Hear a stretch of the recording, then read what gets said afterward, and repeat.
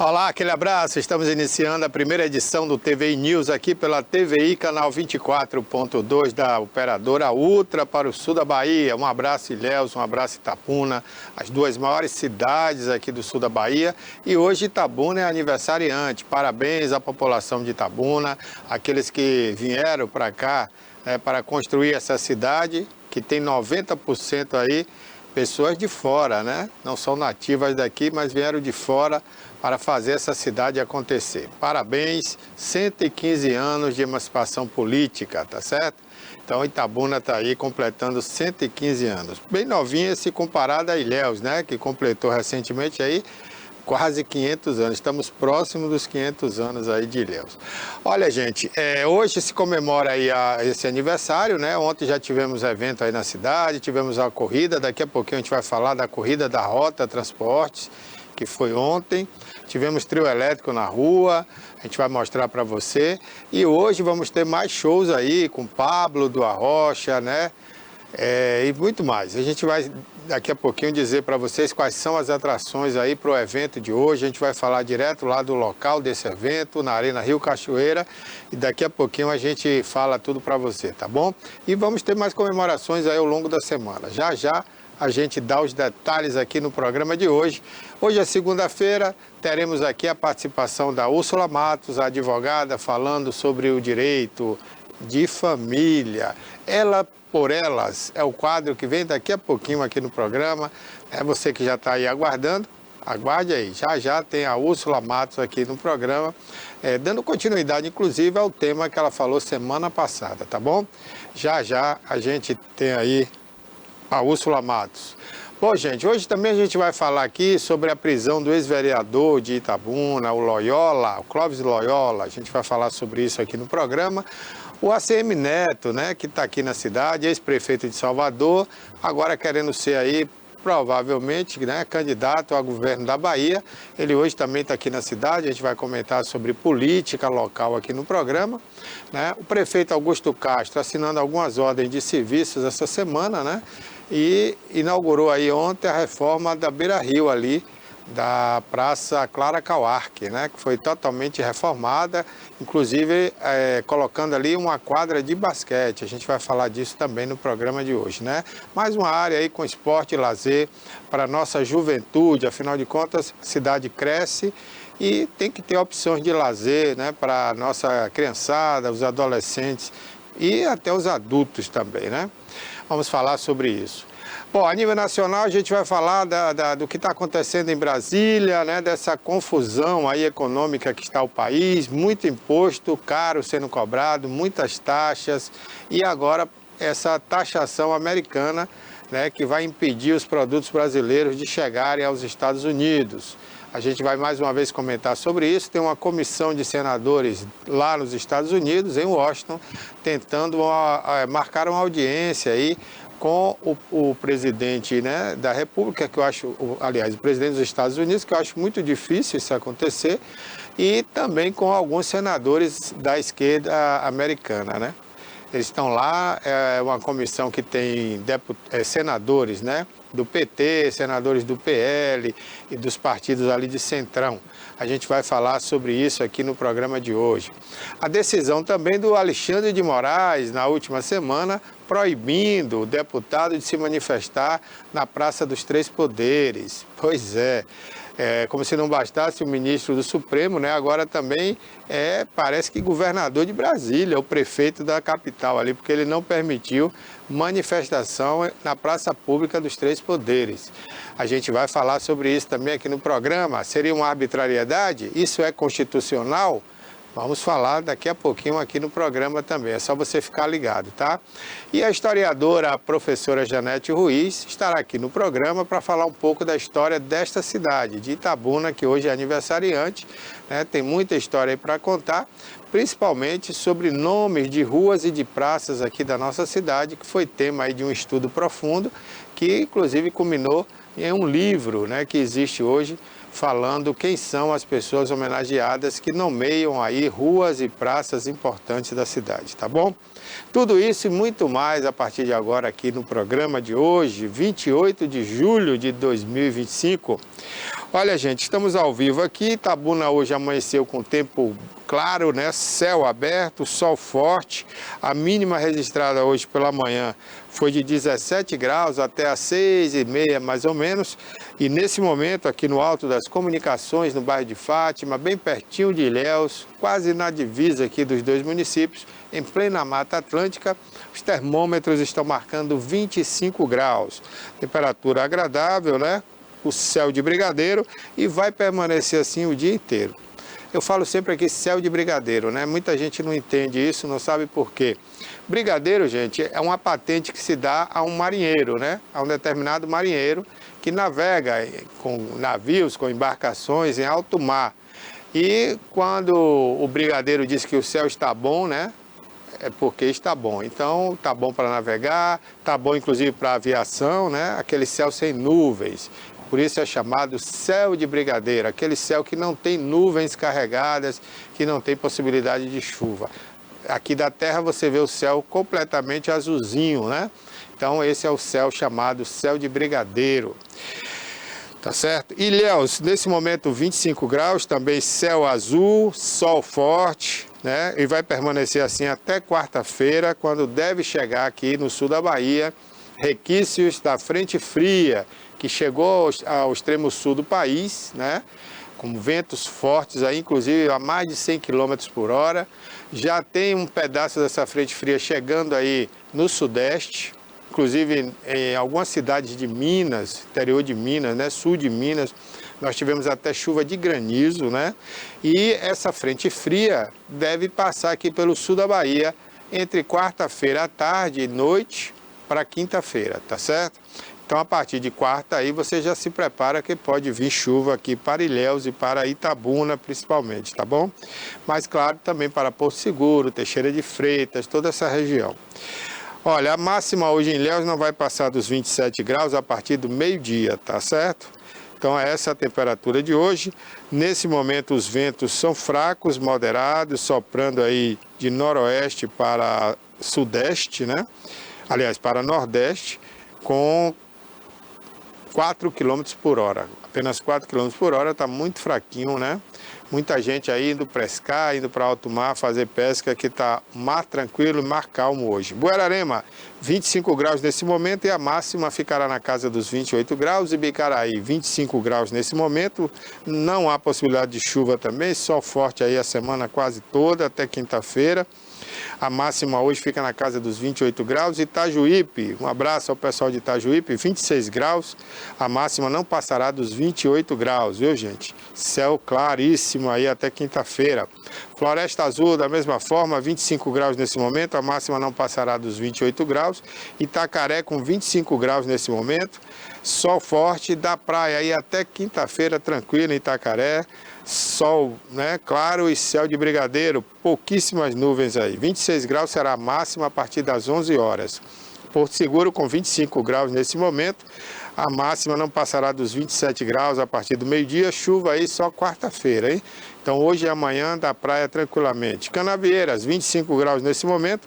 Também da praia hoje e amanhã. A partir de quarta começa a chover. 27 graus será a máxima aí em Canavieiras. Já Vitória da Conquista, nesse momento, 21 graus. Hoje está mais quente, né? Aí. E a máxima não passará dos 25 graus em Conquista. Chuva aí, possivelmente, a partir de quinta-feira, tá bom? Essa é a previsão do clima-tempo que a gente passa aí para você aqui no programa de hoje. Feriado, tem muita gente já se acordando, né? Muitos vão à praia. Outros estão aí na Catedral da Igreja São José, Igreja Católica de Itabuna, padroeiro da cidade, onde o prefeito comemora aí, né, com a missa de ação de graças, o aniversário de Itabuna.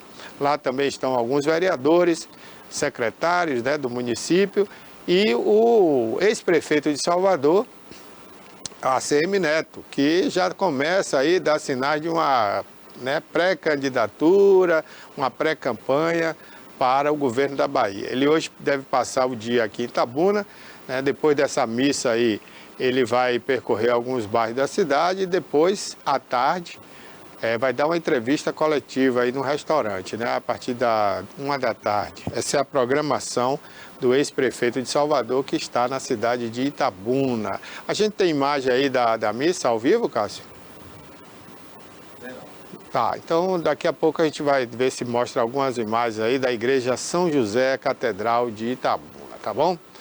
Olha, gente, hoje é dia do quadro Ela por Elas, com a advogada Úrsula Matos, que já está chegando aí. Vamos ao quadro e já já temos muito mais notícias aí do nosso dia a dia e hoje do feriado. Segura aí.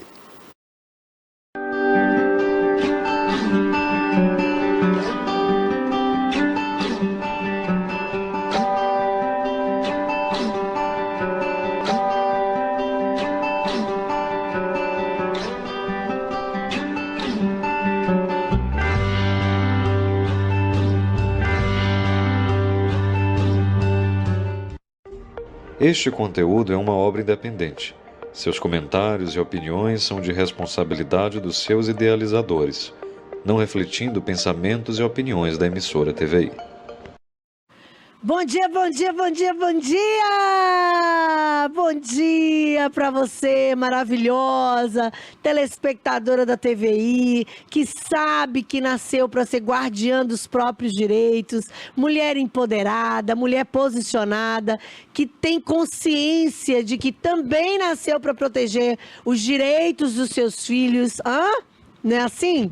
Aquela mulher que não aceita nenhum tipo de violência, nenhum tipo de distrato, de maus tratos, nada disso. Porque a telespectadora do Ela por Elas tem certeza absoluta que nasceu para ser amada e respeitada. Bom dia para você, querido telespectador da TVI, aquele homem de respeito, aquele homem que não anda indo pro show do Coldplay, hein? Com a amante, não vai não, hein? Aqui o nosso telespectador é alto nível, homem que não trai mulher, que respeita as esposas, que respeita as colegas de trabalho.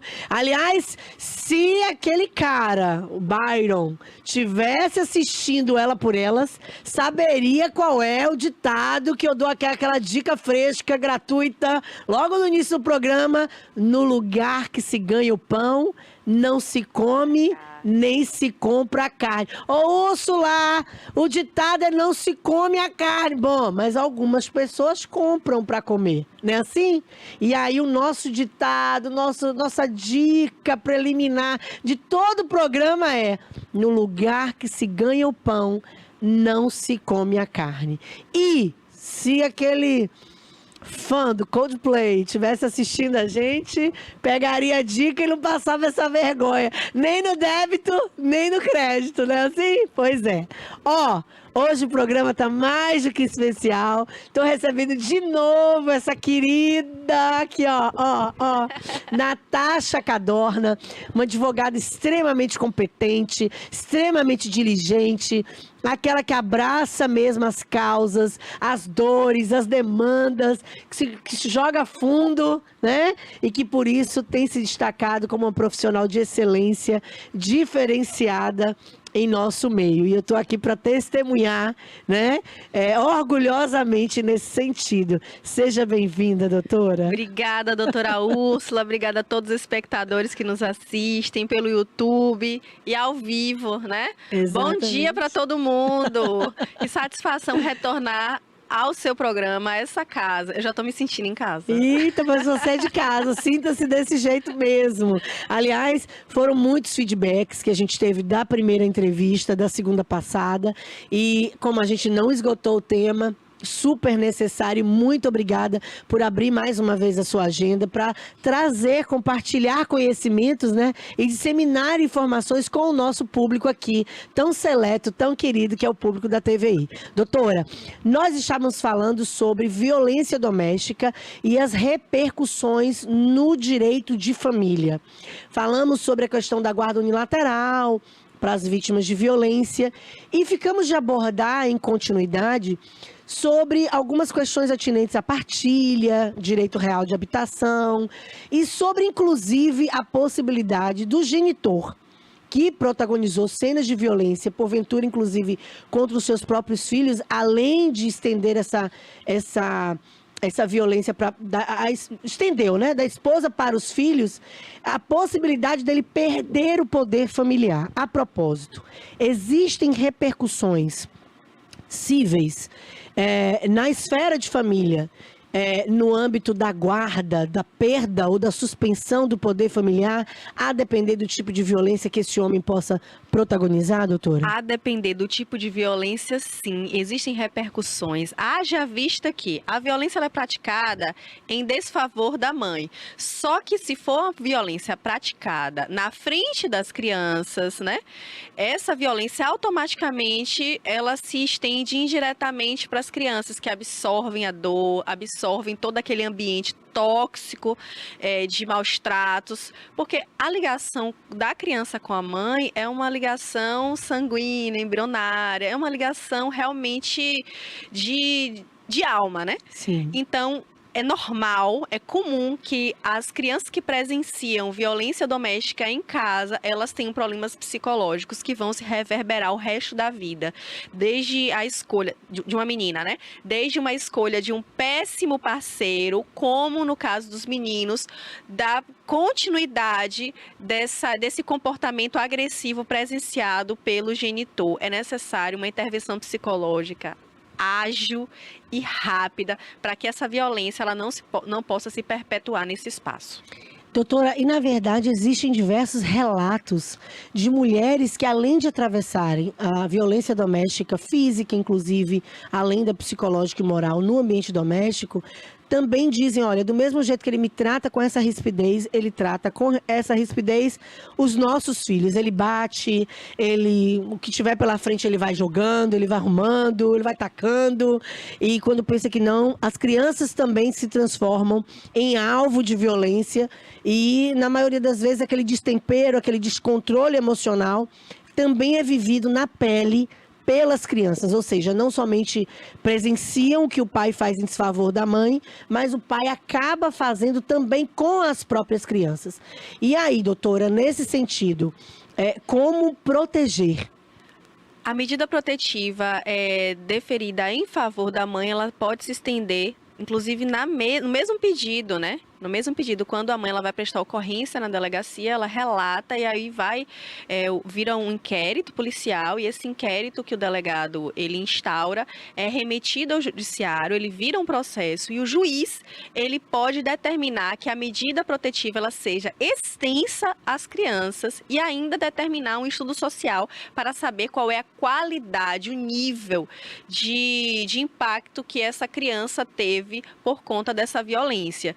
E assim, doutora Úrsula, não tem como uma pessoa que pratica um ato de violência, ele parar para falar cuidadosamente com o seu filho. Tá aqui gritando com a mãe, tá batendo, e aí quando a criança intervém, aí ele para de forma fofa e vai falar com o filho, não, filhinho, um momento. Não, isso não existe. Não. O ódio, esse sentimento violento, ele se estende automaticamente, né? Ele é realmente a perpetuação no espaço e no tempo dessas atitudes deferidas em desfavor da mãe, da Sim. genitora. Sim. Então, pode haver sim o deferimento de medida protetiva extensiva e o pedido de estudo social para ver a qualidade dessa criança. Qualidade.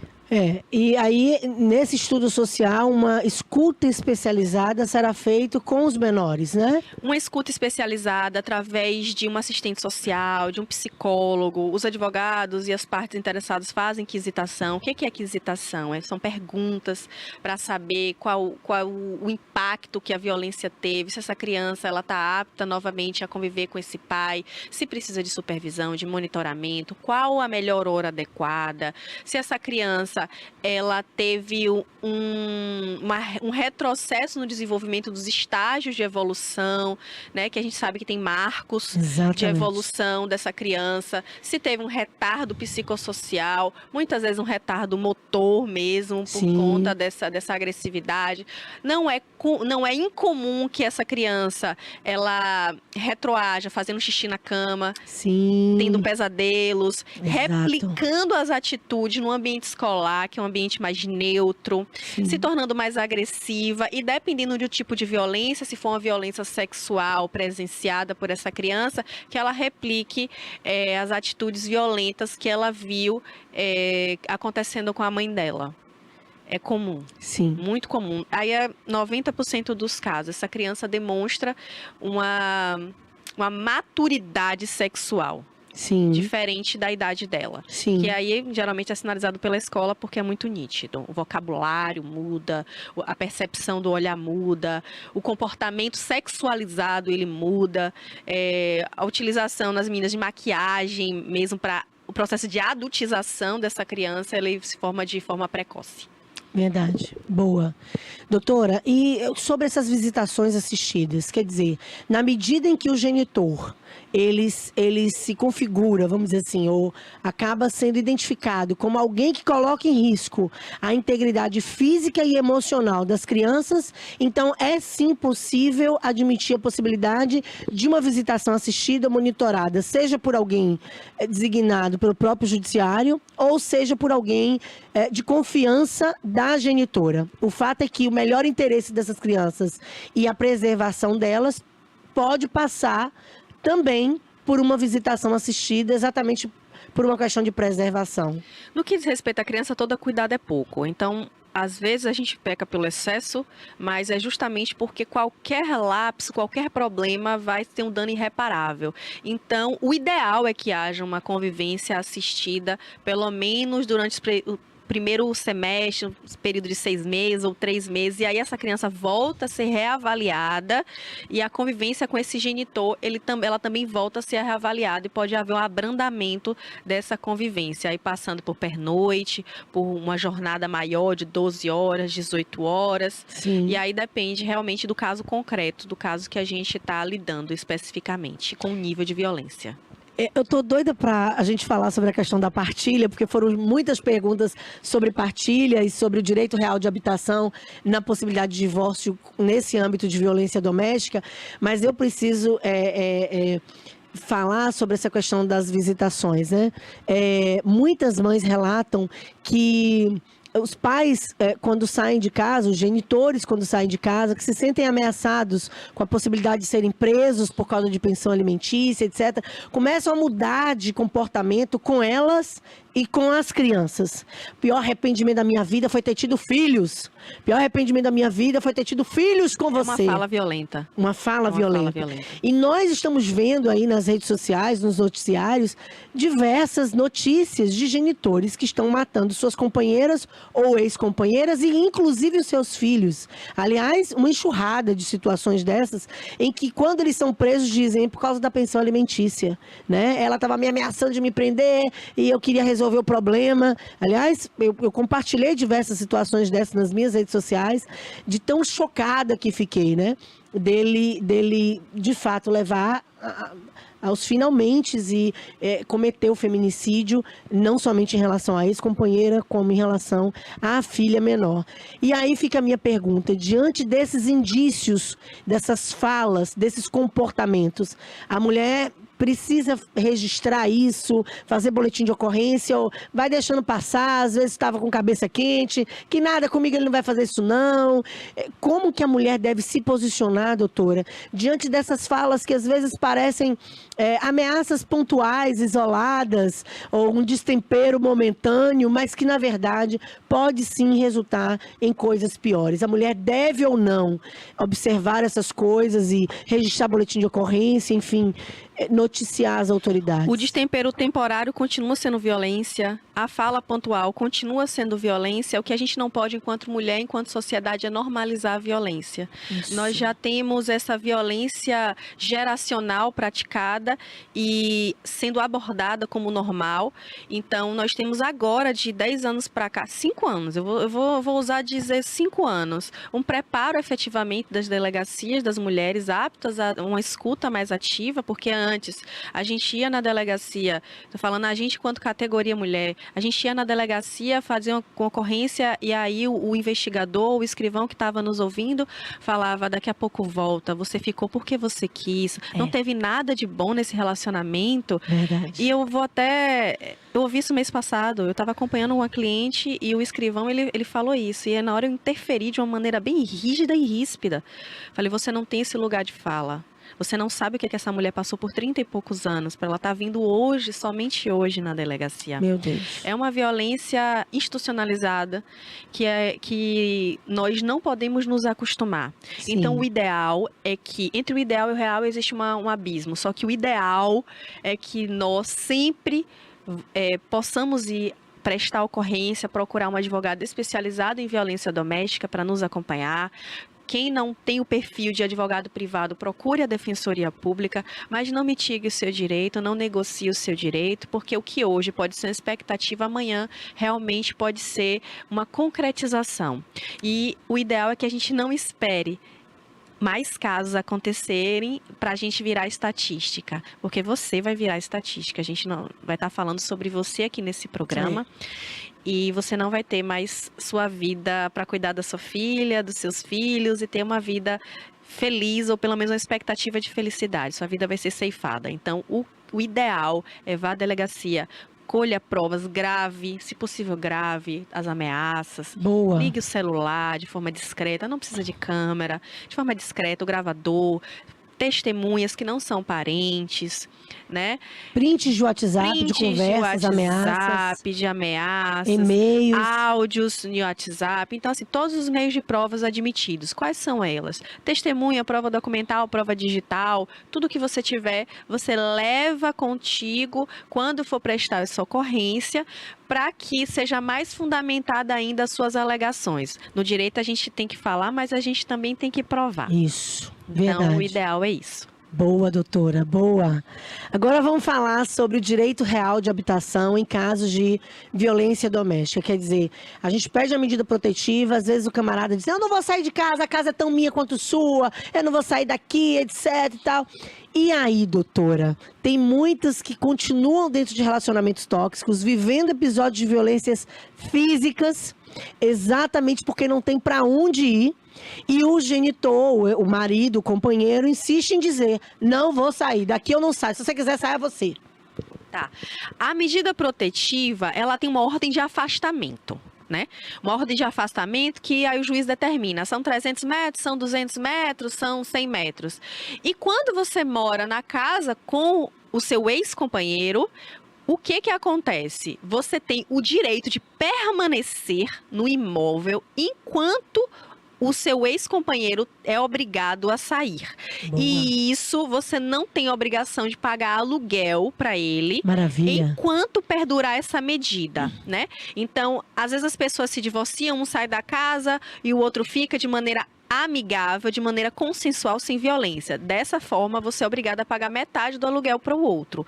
No entanto, se você foi vítima de violência, porque se considera que você é uma pessoa hipervulnerável, você não pagará o aluguel até que perdure a medida. Então, há essa repercussão no direito real de habitação, no direito das famílias, de uma maneira significativamente positiva, para abrigar essas mulheres, acolher essas mulheres, e elas não precisarem pagar aluguel para os seus ex-companheiros. Porque muitas vezes, doutora Úrsula, isso estava sendo utilizado como mais uma forma de manipulação, mais uma forma de violência e mais uma forma desse ex-companheiro ter uma renda extra. Sim. Né?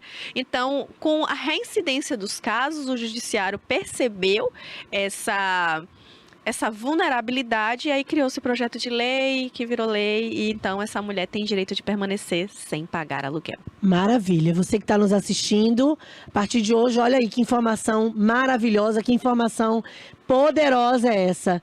Você sendo vítima ou não, né, de violência doméstica. Você precisa estar atento a essas notícias, porque se eventualmente você precisar, ou alguma mulher, amiga, familiar sua, passar por isso, você está aí munida dessas informações. Agora, doutora, deixe-me perguntar. Quando a genitora, a ex-mulher, continua morando no apartamento ou na casa, na residência da família, na companhia dos filhos em comum do casal, há o entendimento de continuar ou não pagando aluguel? Independente se tiver ou não violência, não precisa a desnecessidade de pagamento de aluguel, porque aquela habitação, aquele lar, ele está sendo utilizado para habitação e moradia também dos filhos. Boa. Né? Então, se os filhos estão morando, não há necessidade de pagamento de aluguel, né? Então, proporcional, tá? Gente, é sempre proporcional. Por quê? Porque o imóvel geralmente é constituído na constância da união, né? Sim. E aí é metade de cada um. Sim. Você tem a obrigatoriedade de pagar metade do valor. Só que se os filhos permanecerem ou houver violência doméstica, não precisa. A desnecessidade já está pacificado pelo STJ. Boa, maravilha, ó. Olha, outra informação valiosa, outra informação de ouro. Você, mulher, que vai continuar morando na casa, na residência, no apartamento que servia, né, de aconchego e abrigo para todo o núcleo familiar, se você continua residindo nessa casa, na companhia dos seus filhos, você não tem que pagar aluguel ao seu ex-marido. Aliás, doutora, é uma questão lógica. Sim. Até porque a pensão alimentícia, sobre o valor da pensão alimentícia, vai se calcular os custos, por exemplo, de um aluguel, né, da moradia. Não digo condomínio, água, luz, internet, porque isso vai continuar existindo, essa obrigação, né? Do pagamento vai continuar existindo, independentemente de estar ou não morando. Mas o aluguel em si vai deixar de ser auferido quando do cômputo ou do cálculo da pensão alimentícia, exatamente porque a criança continua morando com a mãe na residência que era da família. Então, mais do que justo que essa compensação resulte na isenção do pagamento é justíssimo. Vamos supor, a média do brasileiro classe média é ter no máximo 2 filhos, né? O casal. Então são 4. Um se separa, um sai de casa. Você vai ter que pagar aluguel ainda, sendo que restou 3? Sim. Então não é uma conta assim justa, não fecha. Quem vai ficar vai ser responsabilizado por 50%, sendo que quem saiu foi 25%. Então realmente foi uma decisão acertada, visando o melhor interesse da criança. A pensão alimentícia, ela é ofertada para a criança, não é para sustentar a mãe. Sim. Se você parar para calcular realmente quanto seu filho custa, você vai se assustar, porque nos alimentos deve ser computado a internet, o streaming, o gás, que muitas mulheres deixam de computar e só apenas computam escola, luz e água. E só. Sim. Isso não traduz o gasto efetivo de uma criança, o gasto real de uma criança.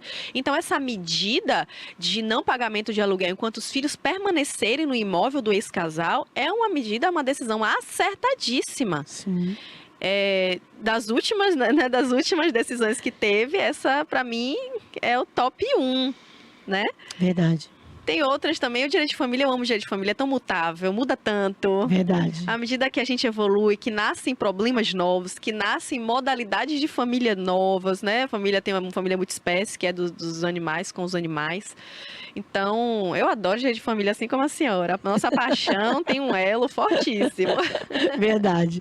Agora me diga uma outra questão sobre a possibilidade de requerer pensão alimentícia para essa ex-mulher. Muitas vezes já com uma idade avançada, há muito tempo fora do mercado de trabalho, completamente dependente financeiramente desse homem, sofreu violência patrimonial ao longo do relacionamento, ou seja, não sabe nem quanto o marido ganha, nem quais são as despesas reais da casa, e de repente separada, fora do mercado de trabalho, sem nenhuma perspectiva de sustento real.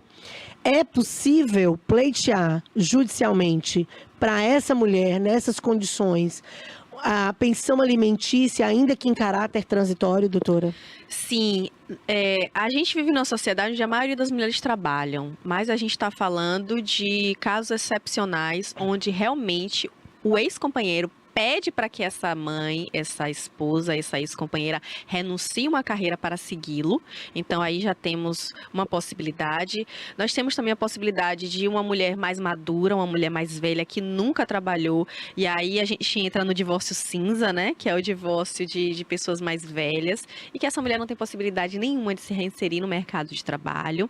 Então, o que tem que ser analisado, doutora Úrsula, e vocês que estão assistindo? Tem que se analisar a necessidade dessa mulher de realmente precisar.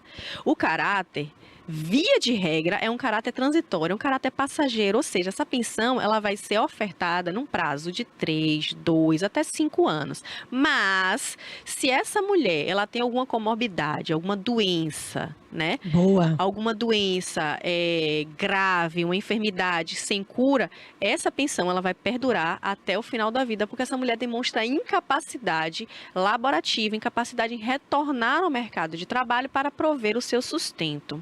No que diz respeito a mulheres vítimas de violência, além de se analisar a necessidade pela vulnerabilidade dessa mulher nunca ter trabalhado ou não ter trabalhado temporariamente, ela também vai entrar em uma outra categoria de vulnerabilidade, que é a categoria das mulheres que sofrem violência. Então, ela vai ter duas vulnerabilidades, podendo, assim, ser caracterizada como hipervulnerabilidade.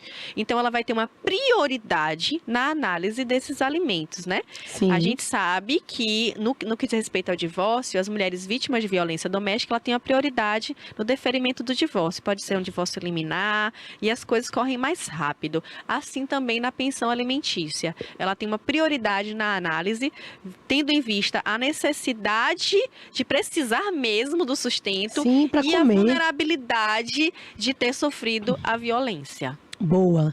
Sobre essa questão da patologia, me veio assim à memória o caso de uma mulher, a Quintabuna, que adquiriu na constância do casamento fibromialgia, que é uma doença que tem como pano de fundo o emocional, né? E ela lidou com mais de 13 anos, quase 15, com um marido que tem esquizofrenia paranoide. Né? Então o cara ouvia coisas, via coisas, alucinava coisas, inventava coisas.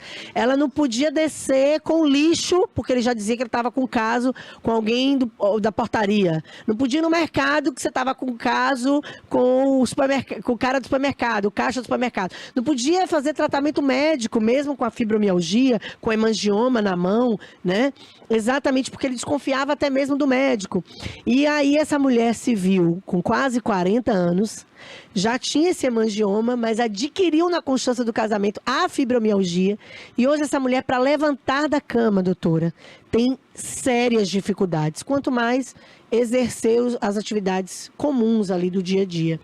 E aí entra exatamente nesse contexto da possibilidade do pedido de pensão alimentícia para viabilizar, né? Para viabilizar o sustento. Sim. E no caso dessa mulher ou de outras mulheres que porventura se encaixam nesse perfil que a gente está comentando agora, diante da possibilidade dessa família ter uma empresa, por exemplo, e esse marido está lá gerenciando, administrando, né, todas as questões empresariais e tal, existe a possibilidade de também se pedir alimentos compensatórios, doutora, depois de um divórcio? O que são alimentos compensatórios? Alimentos compensatórios casei pelo regime da separação total de bens e o que eu entrei é o com que eu saio, ou então casei pelo regime da comunhão parcial, mas a condição do meu ex-companheiro era muito maior que a minha antes do casamento.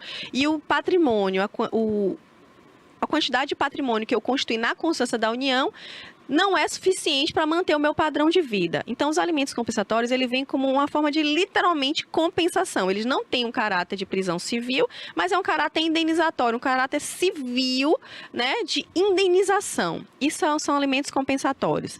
Pode sim pedir os alimentos para compensar a diferença social entre os outros. Pode ser pago em uma única parcela ou pode ser pago de forma parcelada. Isso quem vai definir é o juiz. Mas nesse caso que a doutora ela sinalizou, tem que se analisar se essa empresa ela foi constituída na constância da união.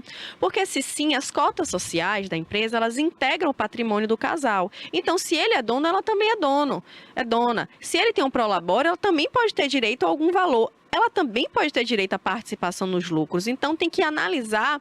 Aí vai no âmbito, foge um pouquinho do âmbito de família, vai no âmbito empresarial, ver a contabilidade, ver a responsabilidade dos outros sócios, ver toda essa questão patrimonial envolvendo esse CNPJ, que durante a união, ele sim faz parte, a cota parte dele faz parte do patrimônio desse ex-casal. Boa. Boa, maravilha. Tô tentando repassar, resumidamente, o que nos chegou a título de indagações, a título de perguntas. É claro que a gente poderia ficar aqui mais 2, 3, 4 programas, porque são muitas nuances, né? Mas a produção já começou aqui dizendo... 3 minutos. 3 minutos, 2 minutos. Então, acredito que a gente já está vencendo o tempo novamente. E aí eu queria oportunizar a doutora... a possibilidade de direcionar uma fala para a nossa telespectadora, né? Exatamente encorajando a buscar os seus próprios direitos, sendo ou não vítima de violência doméstica e mais do que isso, se posicionar no sentido de imaginar que existe vida após o divórcio, após uma separação, enfim. Deixa aí as suas últimas considerações, doutora. Tá bom. Sabe aquele ditado que vai passar? Então, independente da sua situação, independente do que você esteja vivendo, esse inferno, esse luto, ele vai passar.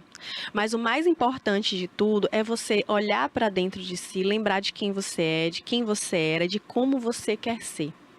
Olhando para o futuro, para a perspectiva de um futuro de dias melhores, você vai ter força hoje para levantar da cama.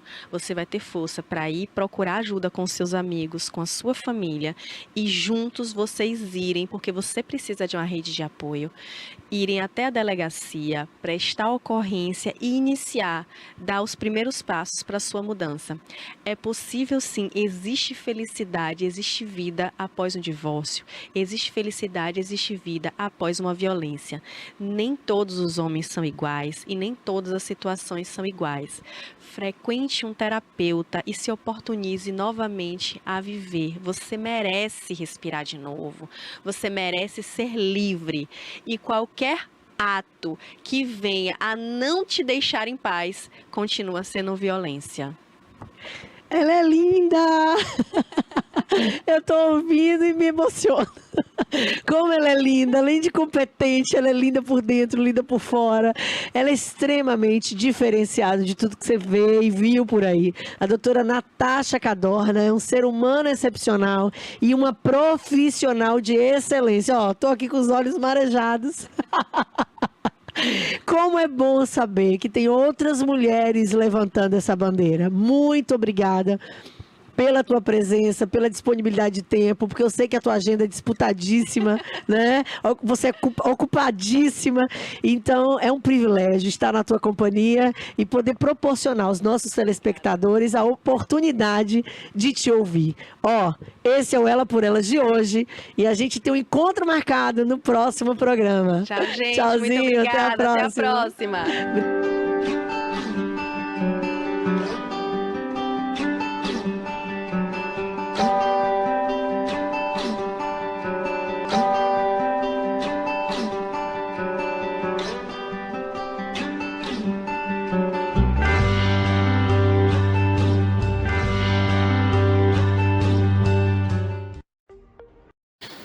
Até a próxima semana, Úrsula Matos, com o quadro Ela por Elas. Aquele abraço, Úrsula. Olha, gente, a gente vai agora conferir, né, os preparativos para o show de logo mais. Aliás, será um grande show, né? Ou melhor, shows, porque teremos aí mais de um artista, Calcinha Preta, Pablo do Arrocha, né? Tudo isso na Arena Zé Cachoeira. E quem vai trazer as informações para a gente é o Wendel, ele que vai estrear aqui em breve o seu quadro na TVI. Ele foi lá conferir os preparativos, o local do evento de logo mais aniversário da cidade. Vamos ver.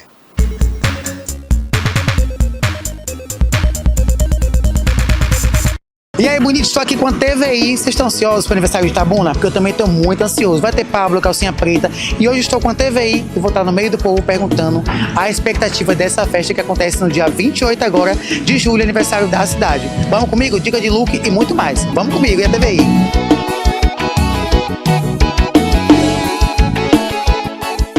Agora eu estou no calçadão da Rui Barbosa, aqui em Itabuna, bem famoso aqui, né? Aniversário da cidade, quem ganha presente é você, olha só. Pegamos o quadro, complete a música para ganhar um brinde ou acerte quantos anos Itabuna vai fazer para ganhar um presentinho. Vamos com a gente? Acompanha tudo aí que a TV vai mostrar tudo para vocês. Tô aqui com ela, essa maravilhosa, essa DJ, essa influência gigante aqui da cidade de Itabuna. Com certeza ela tem muito para falar da cidade. A minha deixa ele falar uma coisa, vai ter calcinha preta e Pablo aqui. E a expectativa para você curtir esse evento maravilhoso, você inclusive viajando aí afora. Eu te acompanho, né? Já dançamos juntos aí também. Mas me conta a expectativa do show.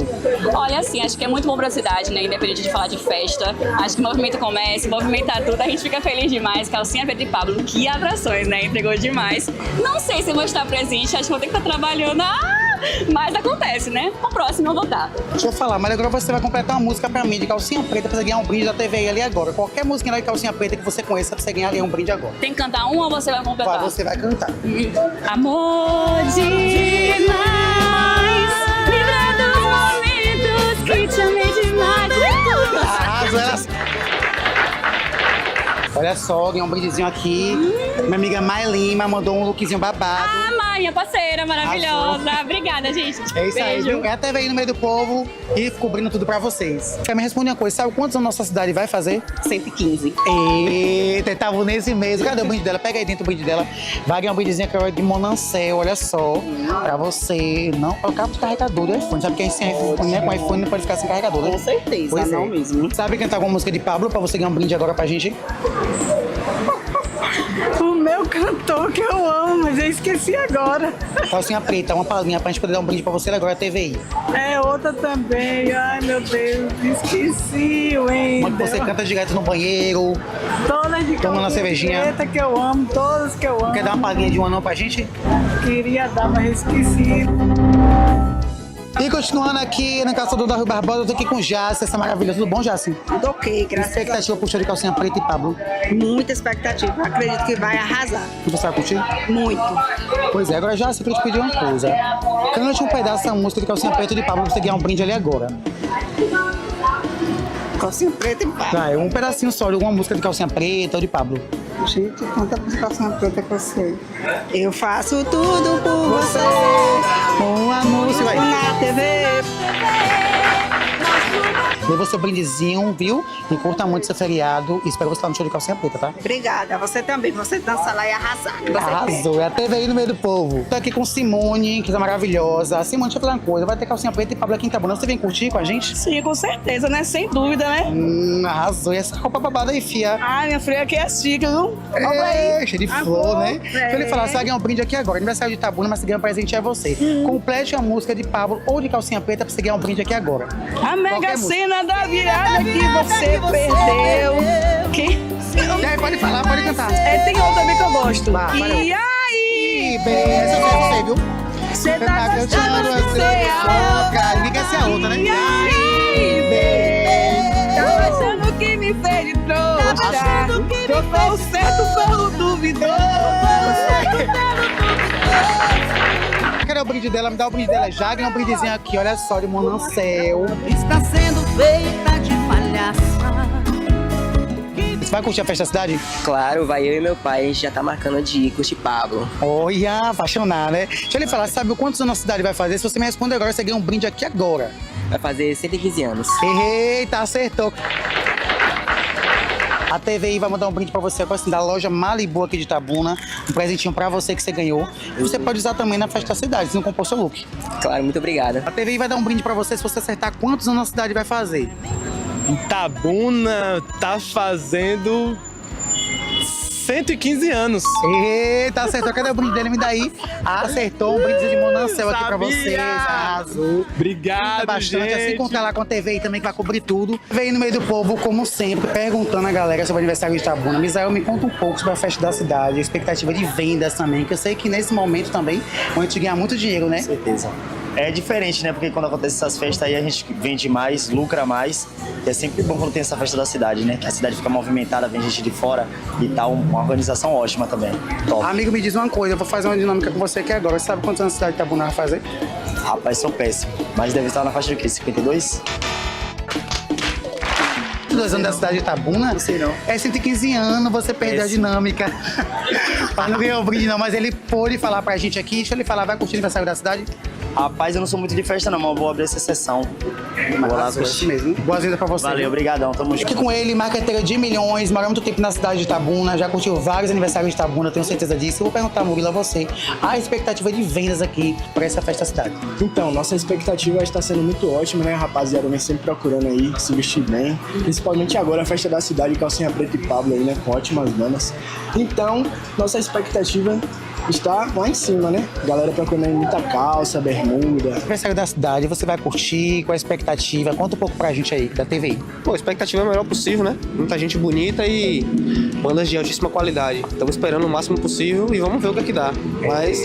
Você vem solteiro, vem bolado? Como é que é a situação? Conta pra gente aí. Tô solteiro, tô querendo curtir, vou curtir bastante.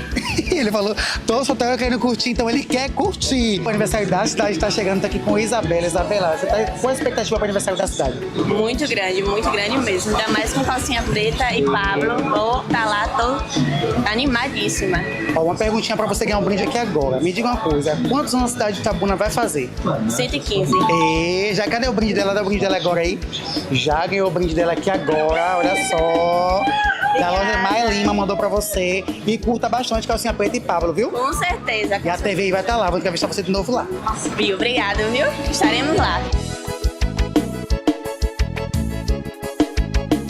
Para dar dica de acessório para vocês, meninas, Calcinha Preta tá chegando, você quer colocar aquela blusa, um acessório diferenciado. Tô aqui com o Lu, ela vai dizer um pouco pra gente sobre a importância do acessório para diferenciar no look, né? Principalmente nessa festa que vem agora aí, Calcinha Preta, Pablo e a galera, a feminina, fica tudo conectado. Certamente, acessório é o que faz a diferença, né? Você pode comprar uma roupa básica, se você investir nos acessórios, você vai diferenciar de todo mundo. E agora tá usando muito, né, os metais, os dourados também, misturar dourados com pratas. E os braceletes, que tá super em alta, né? Aqui até um lookzinho aqui formado para vocês darem uma olhada. Então a gente tá investindo muito nessa pegada metal. É o dourado e o prata, que tá bem alta. Lu, conta um pouco pra gente uma dica de acessório para compor esse show maravilhoso que vem aí no aniversário da cidade, exclusivamente para Calcinha Preta, né? Que a galera tá muito animada aí. Como os shows, né, é um estilo mais country, mais sertanejo, mais na pegada também de arrocha, então a gente sempre indica um estilo mais country, né, até um estilo mais confortável. A gente tem aqui como exemplo aqui nossas botas, né, botas western, que é super confortável, que a gente tem que pensar também no conforto, né, para não sair no final da noite com a bota na mão, né, a mulherada sabe do que eu tô falando.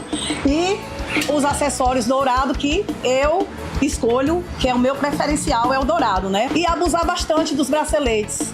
Pode usar bracelete nos dois braços, pode usar bracelete em cima da sua roupa, de manga longa. Agora, nada impede de você usar o bracelete. Pode criar o seu estilo e usar seu bracelete, abusar de bracelete. É isso aí, pega essa dica aí, tá?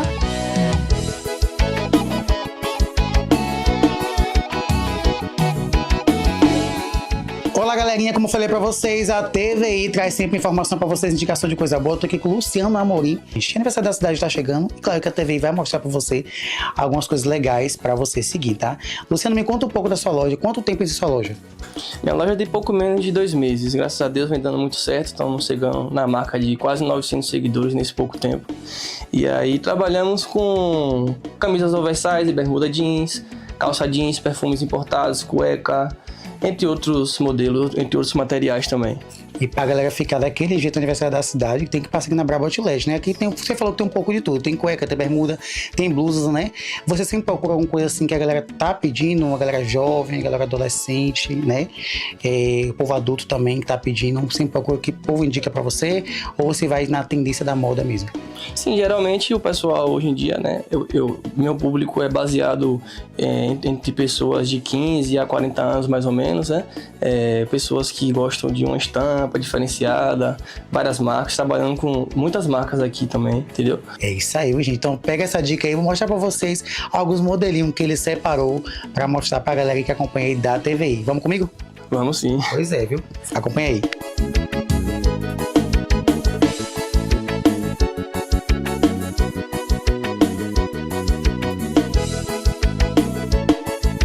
Tomei o microfone de Wender para poder fazer a apresentação desse produto diferenciado da Chronic. Olha só como é que essa peça veste muito bem. Olha só a estampa. Olha só esse modelo da Off-White, como veste super bem. Essa daqui é a querida por nossos clientes, inclusive a edição limitada, tá?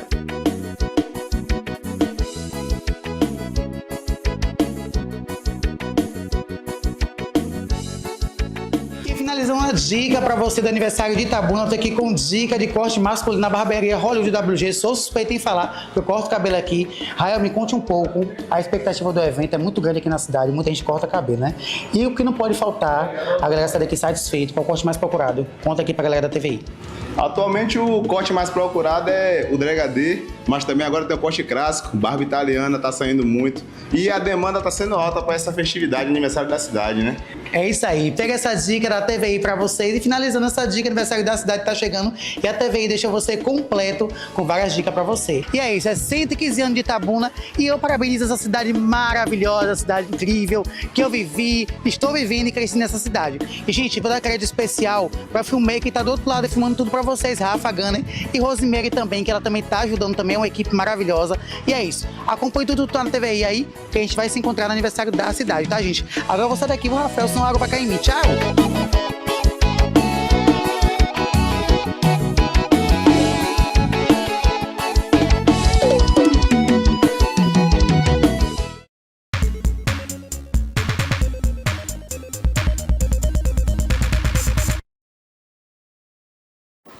Ok, nós estamos aqui com a professora Janete Ruiz, ela que é pernambucana, né? Mas hoje já se considera até baiana de Itabuna, porque afinal de contas ela veio para cá, uma professora doutora, inclusive, né?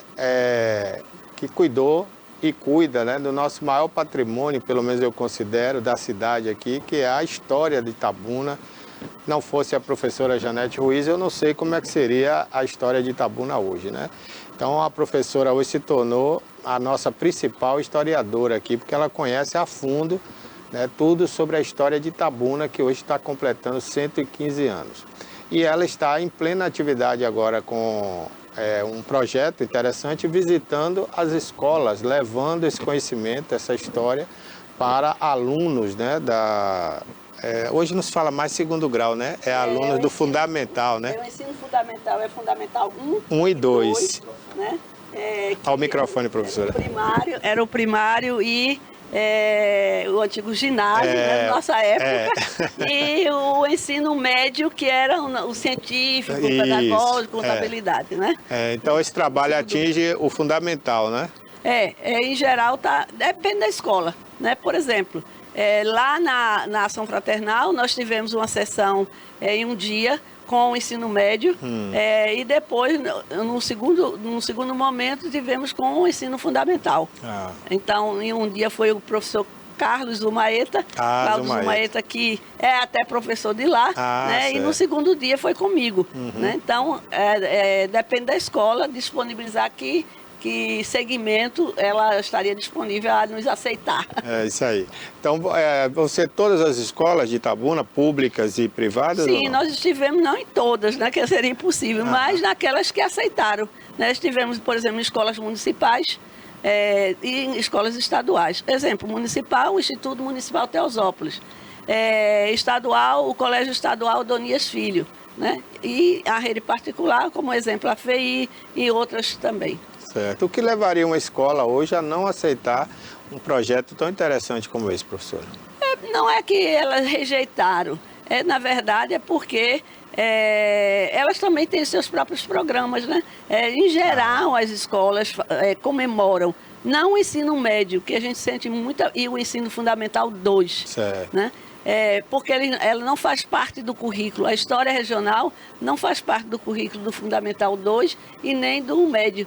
Isso leva, por exemplo, as pessoas, quando adulto, já não lembrarem do que estudaram no ensino e nem Fundamental se interessarem 1, tanto. certo? Do Fundamental 1 não lembra. Eu muitas vezes vou para as escolas até tratando de outros temas, e aí eu vou perguntar assim, vocês são daqui, são de Itabuna? Sim. E aí, o que é que vocês sabem de Itabuna? Assim, é uma coisa assim, muito horrível. Eu lembro que o Jornal Agora, que era um jornal diário que tinha aqui na cidade, para quem não é daqui ou não conhece, né? Já tem mais de 10 anos que não existe mais, né? Exatamente. Esse jornal era diário e todo aniversário da cidade ele trazia um caderno especial e isso os alunos acabavam pegando, levando para a escola, fazendo trabalho. Eu tenho a maior parte dessas coleções, viu? Porque eu dizia a Aurélio, vamos para a banca comprar o jornal agora que tem sempre um caderno especial. E é uma fonte muito importante, né? Porque recentemente eu dei também uma entrevista numa rádio e falei assim, olha gente, porque não está registrado não significa que não existiu, certo? Mas estar registrado é o primeiro passo para produzir o conhecimento histórico, porque só existe história, narrativa histórica, se tiver o documento, o fato registrado, certo? Porque se aconteceu, continua sendo história, é a história acontecimento. Mas ela, para se transformar em história-conhecimento, tem que ter a fonte e o pesquisador. Exatamente. Agora, esse trabalho vai terminar essa semana agora. A gente delimitou uma semana, do dia 23 ao dia 30. Certo. Ou seja, de terça a terça, né? Não, a quinta. De quarta a quarta. Ah, de quarta a quarta, porque quinta-feira é 31. Exatamente. Ok, professora Janete, bom, a senhora, esse trabalho, inclusive, passa por esse livro, né?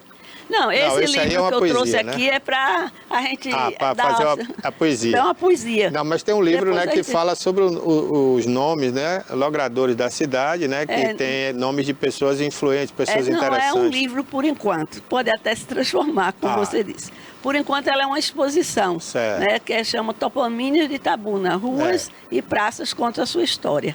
E ela está em cartaz no momento no Centro Cultural Teosópolis e vai ficar até o final de agosto. A gente já tem escola agendada nessa próxima semana, já teve a semana passada, nessa próxima semana, na outra semana. A gente tem recebido muito apoio da Secretaria de Educação de Itabuna. Então, a maior parte das agendas são das escolas municipais de Itabuna que nós estamos recebendo. Bacana. Esse projeto começou ano passado, não foi? Mais anterior, porque desde que a gente fundou o Centro Cultural Teosópolis, que não era Centro Cultural, era Centro de Memória, em 2013, então a gente já tem mantido esse projeto, que é o convênio com a UESC, né? Do projeto que nós temos há muito tempo, e que na Semana dos Museus, que é em torno do dia 18 de maio, que é o Dia Universal dos Museus, e na Primavera dos Museus, que é promovido pelo IBRAM, que é o Instituto Brasileiro de Museus, e tem essas exposições temporárias. Até setembro, então. A primavera é em torno do dia 21 de setembro, por isso que o nome é Primavera dos Museus. Né? Então, a gente planejou de ter sempre eventos, né, temporários, porque museu, quando você vê o acervo uma vez, e principalmente se o museu é local, né, então o público fica mais raro. Né? Só as escolas que vai renovando o público, porque as crianças vão nascendo, crescendo e precisando conhecer. Então, vamos dizer, o acervo permanente, ele recebe visitas bem esporádicas. Mas o museu se renova através das exposições temporárias. Então a gente começou a criar essas exposições temporárias, visando trazer o público aos museus, para as pessoas conhecessem os museus.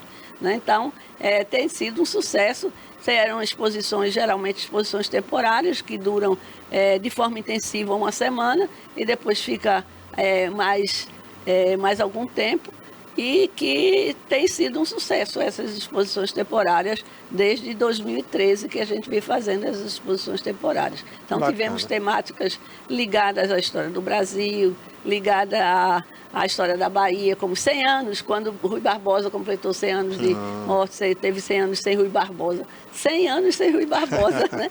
E assim por diante. Então tem tido muitos temas ao longo dessa história. Para quem não sabe, né, a Teosópolis, o instituto que ela falou, né, pertence à igreja Batista Teosópolis, né, que fica ali no bairro da Conceição, na Avenida Félix Mendonça. Essa entidade fica no fundo, né? Quer dizer, na Rua do Fundo. O Centro Cultural Teosópolis fica em outro endereço. Já fica perto da praça, né? Da Praça dos Eucaliptos. Isso, é isso aí. Então fica ali na Praça dos Eucaliptos, no bairro da Conceição. Isso. Rua Professor Vieira. Rua Professor Vieira, né? Isso. Então tá aí. Agora, por falar nesse trabalho, né, quais são assim os logradouros, né, mais interessantes, assim, que as pessoas querem saber mais, os nomes? A senhora tem esse... Aí pergunta porque como foi a seleção, né? Ah. Eu disse assim, olha, a seleção foi meio aleatória, eu logo confesso, foi meio aleatória. À medida que a gente pensou uma metodologia de como apresentar isso. Digo, a metodologia é uma foto da pessoa, o nome da rua, é claro, uma biografia do cara que teve, ou da senhora que foi agraciada com o nome da rua, uma pequena biografia, os feitos, para merecer ter esse nome, um mapa da rua, no Google, a gente pesquisou no Google, conseguiu um mapa, o trajeto todinho da rua, e fotos antigas e modernas da rua. Aí, à medida dos que a gente foi conseguindo, a gente foi produzindo. Aí tem outros lá para se apresentar futuramente. Mas eu vou fazer uma seleção somente de vias com nome de mulheres. É o próximo projeto. Bacana. Eu disse as vias femininas de Itabuna. Eu não sei se é impressão minha, mas eu acho que no centro da cidade tem mais nome de mulheres em ruas do que de homens. Eu acho que não? Eu provo. Já me deu trabalho fazer essa lista. E outra coisa interessante, eu demorei, eu já tenho uns 2 anos que eu estou pensando nesse tema, mas a gente não encontra, sabe o quê? Fotos. As mulheres eram muito anônimas. Não tem muita foto, não é tem, verdade? Não. Aí eu resolvi a situação para denunciar isso. Vamos botar em branco e uma interrogação lá.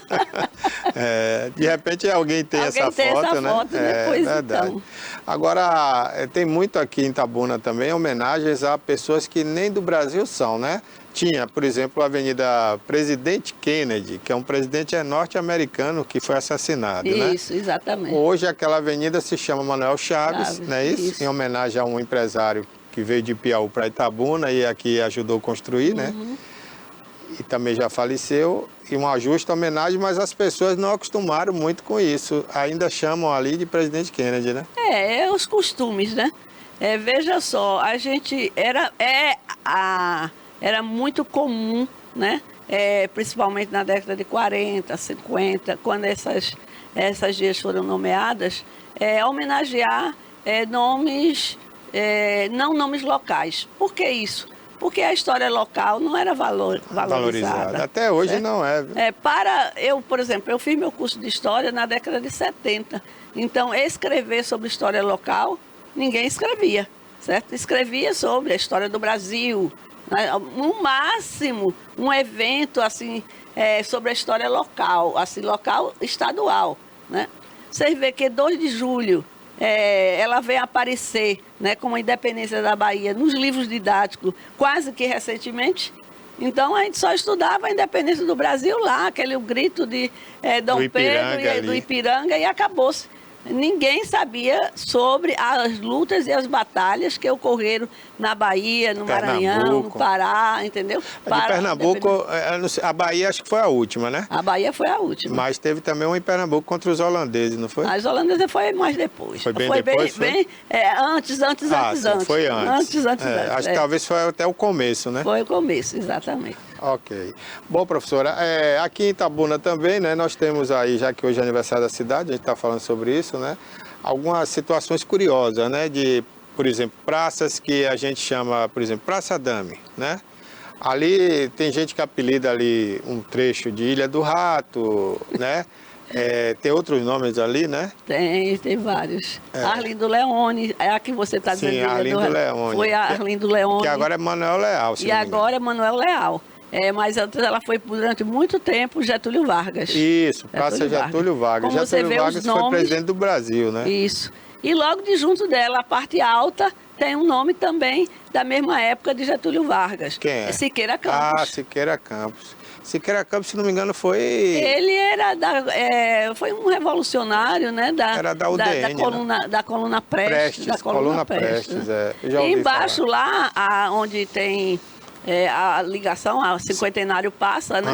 Ela teve o nome realmente de Adame, em 1905, quando ainda não era Vila de Tabocas, não era Itabuna. recebe o nome do intendente que aterrou ali, era uma espécie de lamaçal, ali era um brejo. água, enchia um brejo, né? E os comerciantes que estavam cada vez mais crescendo, a rua que era chamada Rua da Lama, então pelo nome você já viu. Rua da Aí eles Lama. pediram para aterrar, né? Porque na época mais seca ficava aquele lamaçal, fedia, etc. e tal. Imagina. Então, o coronel Henrique Alves do Reis, que era o representante de Ilhéus para administrar Itabuna, né? Que, aliás, administrar Tabocas, né? Levam essa demanda ao intendente de Ilhéus, que era o coronel Adame, e o coronel Adame atende e manda aterrar ali. Manuel Fogueira, que eu sou... ele é meu patrono na Academia de Letras de Itabuna, disse que foi pedreiro ali aterrando ali aquela região. Né? E aí é claro que ele fez esse benefício tão grande para a Vila de Itabocas e o nome dele foi dado a esse terreno, porque na verdade era um aterramento. Não tinha nada. Aquela concepção que nós temos de praça cheia de árvores, cheia de bancos, etc. Era só um terreno. Só aquele terreno vazio, o que chamava-se Praça Seca, mas na verdade nem é essa tão seca, porque a Praça Seca certa, né, é o que nós vemos em Portugal, em Espanha, que é aquele realmente não entra carro, não tem circulação de carro, e a Praça Adame sempre teve circulação de carros. Ali tem circulação, estacionamento, né? De praça comércio, ali, a praça ali, na verdade, não existe, é só no nome, é um lago. Então mudou o nome também, né? De Praça Adame para Praça Otaciana Pinto. Otaciana Pinto era uma parteira e professora. E uma parteira muito importante, muito benquista na cidade, que muitos dos itabunenses nasceram nas suas mãos. Dela, né? Uma deles é a Adeline Cuifuri. Adeline eu vi Cuifuri, que foi historiador daqui. Nos relatos dele, né, dizendo que ele nasceu nas mãos da parteira Otaciana Pinto. Eu fui procurar no livro de assentos. Que lá no livro, nós temos no SEDOC o livro de assento. E estava lá, registrado na rua tal, nasceu, o nome dos pais dele e o nome dele. Bacana, viu? Então a Otaciana Pinto, né, ficou conhecida aquela praça. Eu vi alguém falar isso muito aqui, mas eu não sabia localizar. Onde é a Otaciana Pinto, na verdade? Porque se fala Praça Adame, né? Bem, para privilegiar o gosto itabunense, né? Porque ninguém esqueceu de Adame, então eu chamo Complexo Adame, formado de 3 praças: Otaciano, Manuel Leal e Siqueira Campos. Chegamos ao consenso. O Complexo Adame, bacana, viu? Ali, inclusive, tem um mural que as pessoas não valorizam muito, mas é uma arte bonita, um quadro bonito, né? No prédio que já foi um banco aqui, né? Exatamente. Acho que era Banco Econômico ali, né? Eu acho que era. Não tô lembrada o Banco da Bahia, um negócio desse. Bem, aquele mural é assim realmente significativo, é uma obra de arte relevante para a cidade, graças a Ciro de Matos, quando era presidente da FIC, que fez uma restauração, né? E botou aquela delimitação para que as pessoas não pregassem coisas, não botassem os camelô não ficassem tão grudados. Continua ainda hoje existente na frente, mas está mais protegido. Mais protegido, né? Exatamente. Bacana aquele mural ali. Genário de Carvalho é o nome do artista. Que bom. Bom, então, nesse levantamento que a senhora fez, né, das ruas do centro da cidade, a gente tem, então, algumas mulheres que não têm fotografia, né, que é um fato curioso, né, e estranho, né?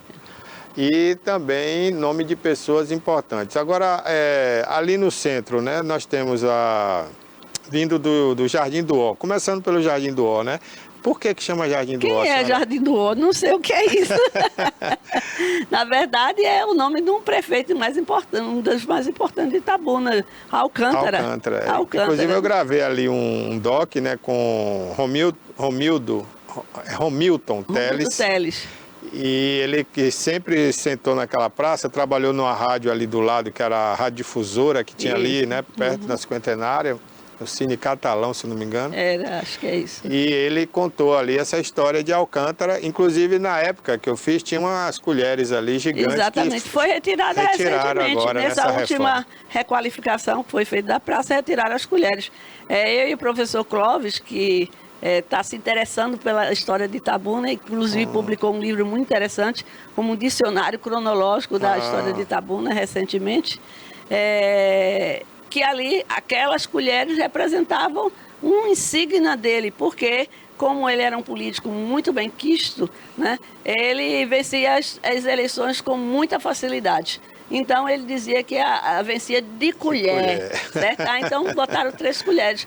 Quando eu cheguei em Itabuna, encontrei aquelas colheres, procurei saber por que essas colheres e tem esse referencial. Cobramos a doutora Sônia, né, a secretária de Urbanismo, e Bruna, da FIC, cadê as colheres? Põe as colheres de volta. E não é uma obra tão difícil de se refazer, né? Aí, um detalhe desse vai tirando uma identidade. História. E tira a história, né? Exatamente. Por exemplo, podia ser um ponto turístico. Eu quero mostrar uma praça. Por que essa praça? A Praça das Colheres. Por quê? Aí a gente vai explicar. Aí conta a história. É isso que, vamos dizer, vai identificando. Né? Vai identificando as pessoas. E preservando, né, essa história, porque toda vez que alguém for contar por quê, vai estar contando a história. Exatamente. A mesma coisa da Casa Verde. Né? Aí eu me pergunto, por que essa Casa Verde? Meu filho, a Casa Verde porque o coronel, quando reformou e veio morar, né, porque ele não morava em Itabuna, Henrique Alves. Na época da história da praça, né, que ele, da Rua da Lama ali, que ele aterrou, ele não morava em Itabuna, ele ia e voltava. Ficava em Ilhéus, né? Ficava em Ilhéus. Mas as lutas entre os grupos políticos, os adamistas, né, os adamistas e os pessoístas, que em Itabuna tinham uns era aderido aos adamistas e outros aos pessoístas, o levou vir para Itabuna, que já era, ainda não era, já era Itabuna. Ele vai morar ali naquela rua Miguel Calmon, compra umas casas velhas, etc e tal, e constrói essa casa que pinta de verde. E aí ficou.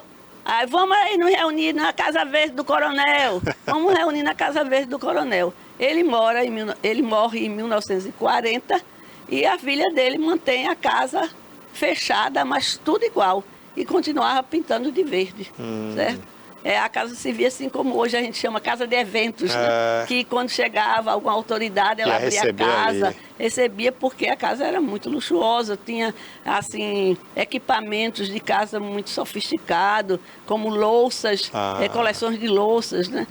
De prataria, de copos, vinho, baccarat e assim por diante. Então ela é muito rica. Ela representa muito bem o luxo que os coronéis exerciam. Eu acho que é a melhor coleção existente para mostrar como era a vida do coronelismo, o luxo do coronelismo daqui da região, né? E ela manteve, e em 1974, a dona Senhorazinha, que era a única filha que ele tinha, ela resolve transformar em um museu. Tem fotos lá do registro da inauguração, na época que o Duque era prefeito, o Duque inaugurando o Museu da Casa Verde. 1974. 1974. Itabuna tinha quantos anos nessa época? Ela tem 115 hoje, né? Faz as contas, porque historiador é péssimo. Devia ter 50. Mais ou menos. Não foi ainda no cinquentenário, não. Já tinha passado. Ou então ia completar, né, o cinquentenário. Inclusive, a avenida que leva esse nome, né, cinquentenário, alguns sugeriram até que ela se transformasse em centenário, né? Porque Itabuna... Agora, né? Querem mudar de novo, mudar o nome. Mas na época, para ser nomeada, também deu trabalho, né? Era JJ, né, Seabra? Era duas ruas. Era 7 de setembro, do jardim lá. Do jardim de Alcântara até ali a Praça Dame.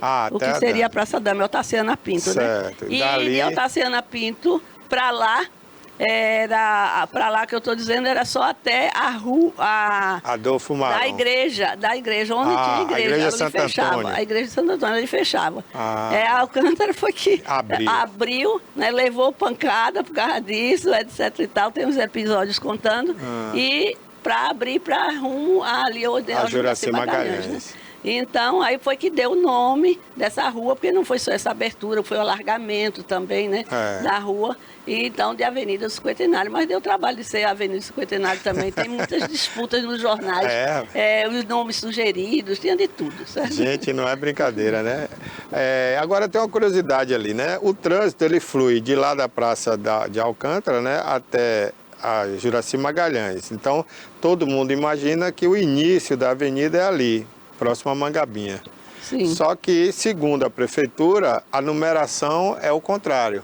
Né? Então, ela parte aqui da Juraci Magalhães no sentido lá da Mangabinha. Né? Vai contra o fluxo de veículos. Então, todo mundo acha que aqui é o final, quando na verdade é o início. Pois é, mas na verdade o início foi no meio. O início foi no meio, para dois lados, né? Para dois lados, exatamente. Curiosidade interessante, viu? A Praça Otávio Mangabeira, né, que foi governador da Bahia, né? Todo mundo chama de Praça Camaquã, mas é Otávio Mangabeira, né, que foi governador, né? Foi governador da Bahia. A Praça Otávio Mangabeira, ela dentro daquelas praças do centro, é a mais recente. Né? Foi reformada agora, inclusive. Foi na época de acho que Fernando Cordier, quando ela foi urbanizada. Existia já aquele espaço, era um espaço onde os circos que chegavam passavam em Itabuna, né, todos era o espaço alternativo da cidade. Foi construído lá com muito sacrifício o Teatrinho ABC, né, que depois foi demolido por Fernando Gomes. Então a praça, ela ficou muito tempo, aquele espaço ficou muito tempo sem nenhum tipo de tratamento urbanístico, mas quando foi dar o nome também foi um trabalho. Teve Jorge Amado, teve de tudo que é nome para essa praça. Foi inaugurada sem nome. Sem nome, né? Sem nome. Foi inaugurada sem nome, deve haver uma polêmica. Eu queria até saber por que Camaquã, né? Porque Camaquã é uma cidade aqui próxima, na língua do índio, eu acho que é desses índios que nós temos aqui próximo, né? Que chama Camaquã, né? A cidade. Que em outros lugares é Camaquã.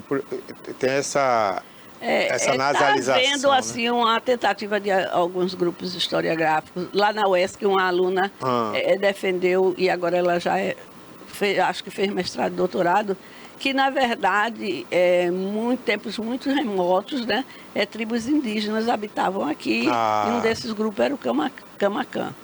Já outros dantinhas, né, apresentam uma outra versão, dizendo que é porque a cidade de Camaquã estava se formando e era uma cidade muito, assim, formada mais de cabanas, de choupanas, etc e tal. E aí, como ali na praça ficava assim muitas cabanas, muitas choupanas, porque chegavam esses grupos, né, alternativos de artistas. Acampava ali. Na época dos hippies, então, né? Não sei do hippie, mas o hippie foi depois, na década de 70, ela já existia.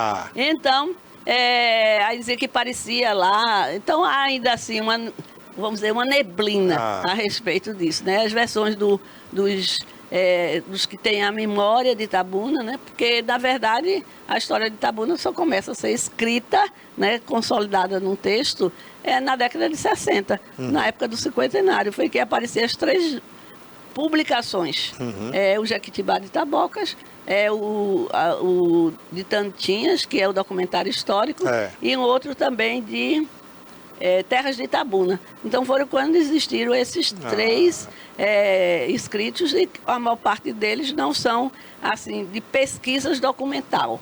É mais baseado na memória e nos relatos históricos, né? Bacana. Dos relatos. A senhora falou parabéns aí, mas eu sempre que me refiro àquela praça, desde a época que eu trabalhava em rádio, eu já me referia pelo nome e depois eu falava do apelido, para a pessoa localizar, né? Pois é, porque quando eu chego em alguma escola, agora mesmo, né?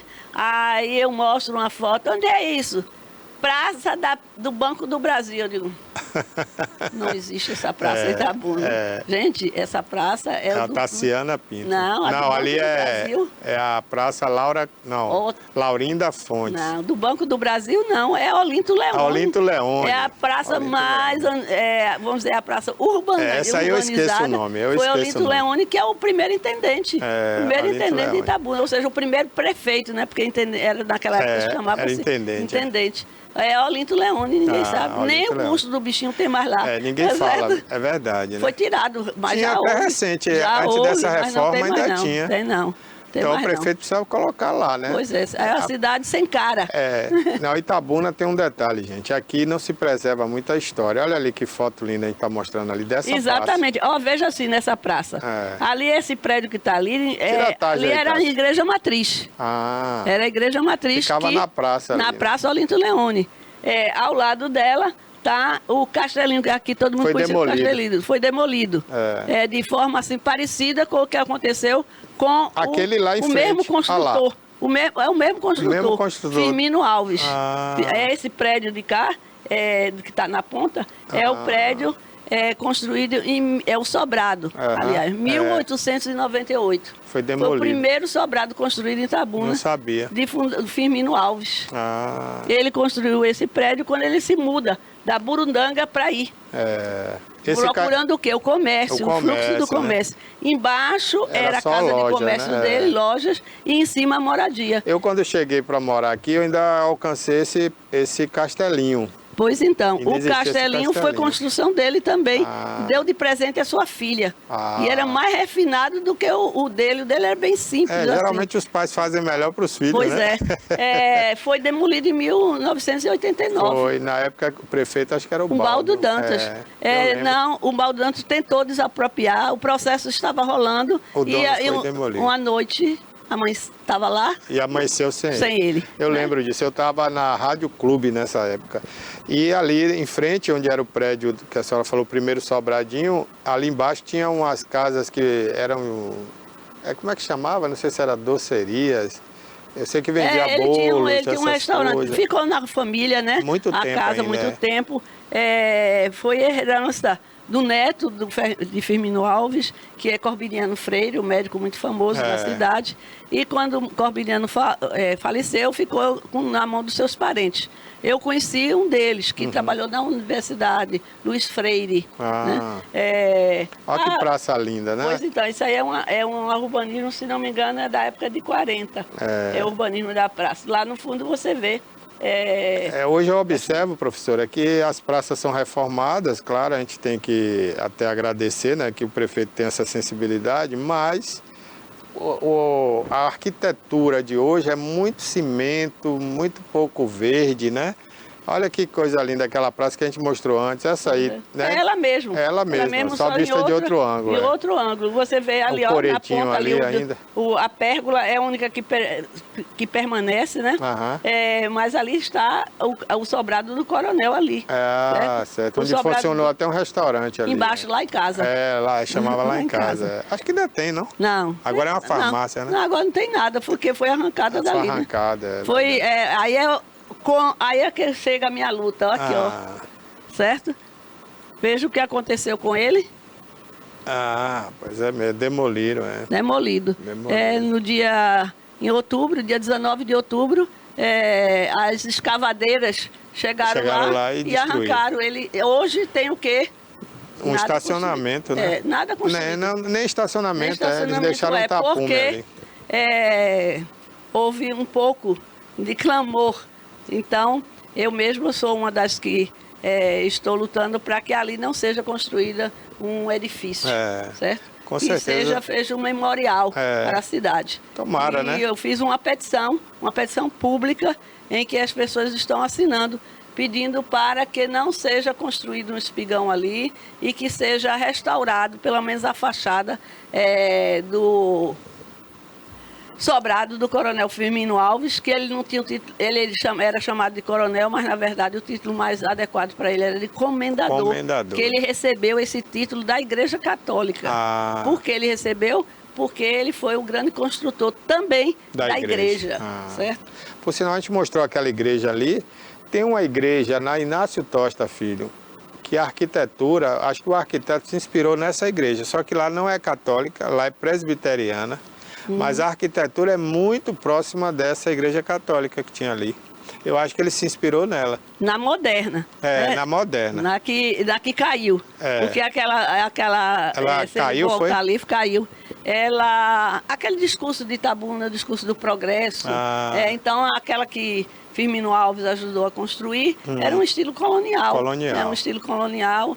E então, quando chega na década de 30, 35, por aí, começa a Itabuna estar entrando na modernidade. Querendo entrar na modernidade. Então, há nos jornais discursos contra o progresso, que não pode se construir dessa forma, e a igreja entra nessa história. Então tem uma reforma da igreja, realmente não é feia, né? Não. Mas só que não é muito bem feita. Aí de noite, uma noite desaba tudo, e aí ficamos muito tempo sem matriz, sem igreja matriz. Aí depois construíram a igreja de São José. A catedral, era São José lá também, que era a matriz São José. Aí essa catedral que hoje nós temos, ela deu muito trabalho, principalmente uma senhora, Laura Conceição. Que dá nome àquela praça, que dá o nome à praça muito justamente, certo? Ela criou uma chamada Campanha do Cruzeiro. Então, toda semana, ela reunia jovens bonitas, tudo bem arrumadinhas, etc e tal, da sociedade itabunense, e saía de loja em loja, certo? De lugar em lugar, em firma em firma, recolhendo donativos. O mínimo que podia dar era um cruzeiro, que era o dinheiro da época, certo?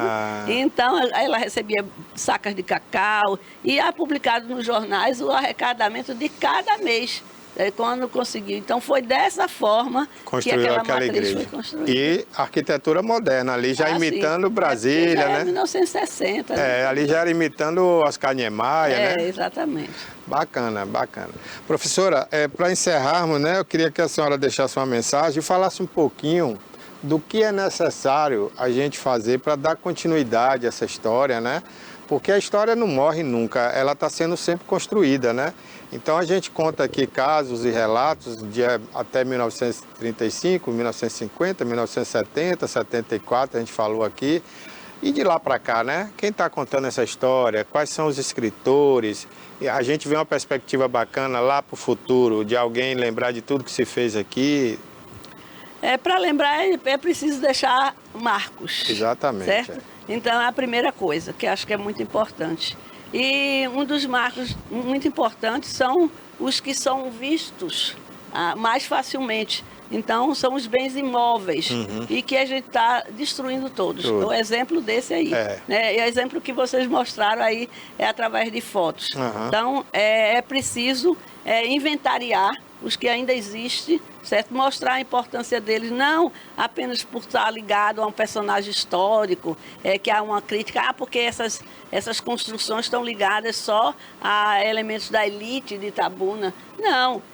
Existem as formas arquitetônicas de cada época que podem ser preservadas e mostradas. Por exemplo, eu tenho andado agora no bairro da Conceição, fotografando algumas construções, alguns prédios, mostrando as formas construtivas do bairro ao longo do tempo, principalmente quando ela ainda era Abissínia, né? E assim por diante. A gente estava tentando fazer isso, esse inventário.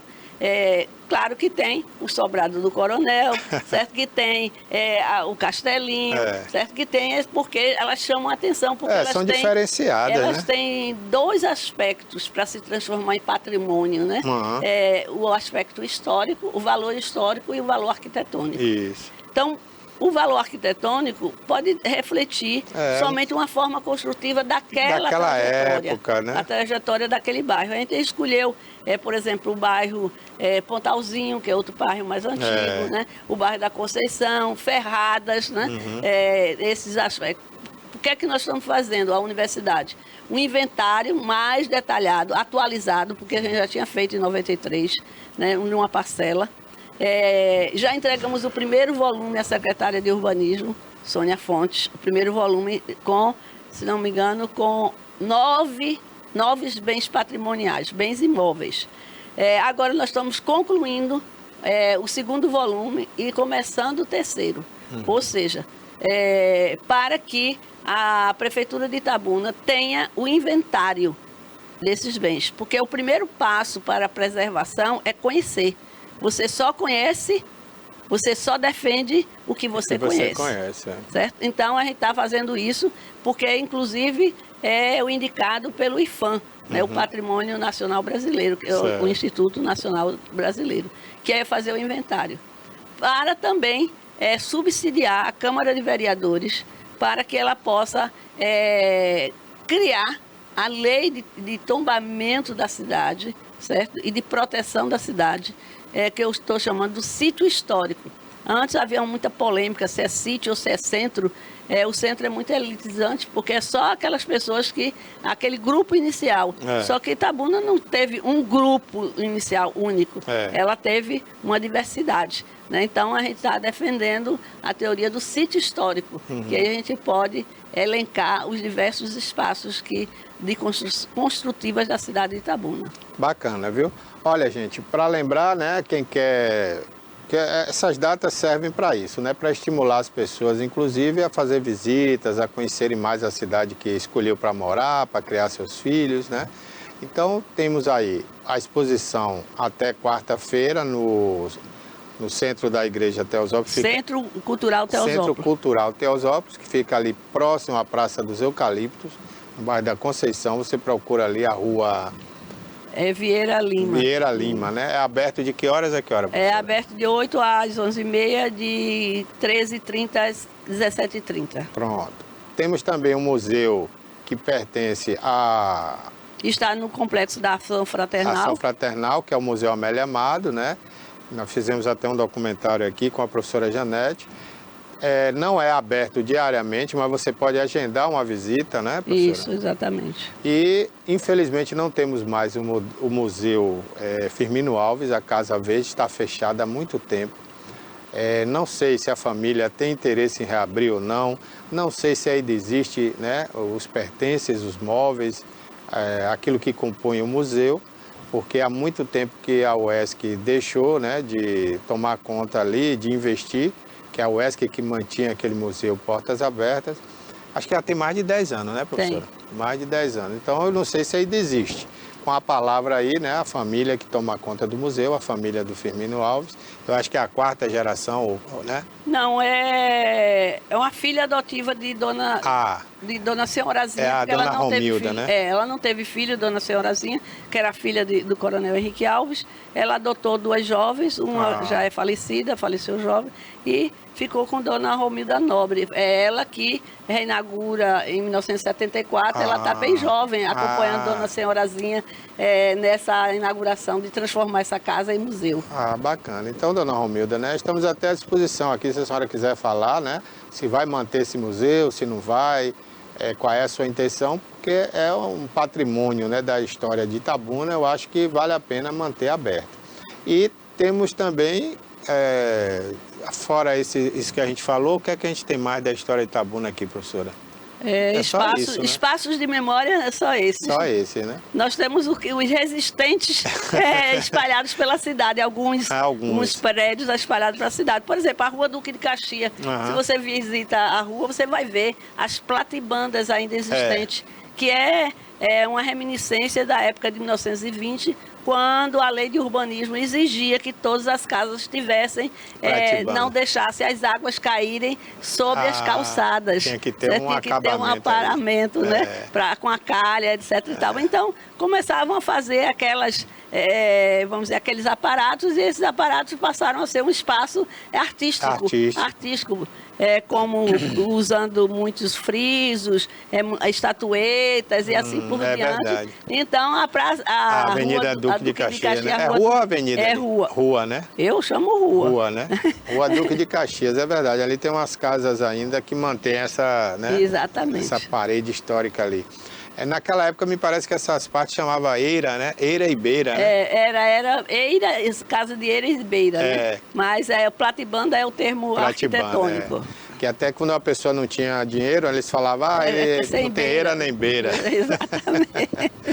Pois é, gente. Então, vamos conhecer mais a nossa história. Parabéns, professora, pelo trabalho que a senhora faz. Eu quero mandar um abraço também ao seu esposo, né? Professor e pastor. Não é pastor, não. Ah, não é pastor, Ele não? é diácono. Ah, pensei que ele era pastor. Ele nunca quis. A família dele é toda de pastor. Ele disse que o que se desviou foi ele. Né? Uma ele pessoa... tem o pai, o avô, irmão, pastor, mas ele nunca quis ser pastor, não. Ele é economista mesmo. Economista, Ele é professor da UESC, né? É, exatamente. Professor... Deu um branco aqui agora. Economia. Aurélio Macedo. Aurélio Macedo, professor Aurélio. Um abraço, professor. E ele sumiu um pouco. Eu gostava muito de fazer entrevista com ele, né? Uma pessoa que fala bem. Ele disse que se aposentou. Se aposentou da entrevista. Então vamos finalizar com um poema. Posso ler um poema? Pode, claro. Veja só, na época nós tínhamos muitos jornais, né? Muitos periódicos. Então, quando chegava o aniversário da cidade, sempre os poetas se pronunciavam, né? Publicavam poesias nos jornais.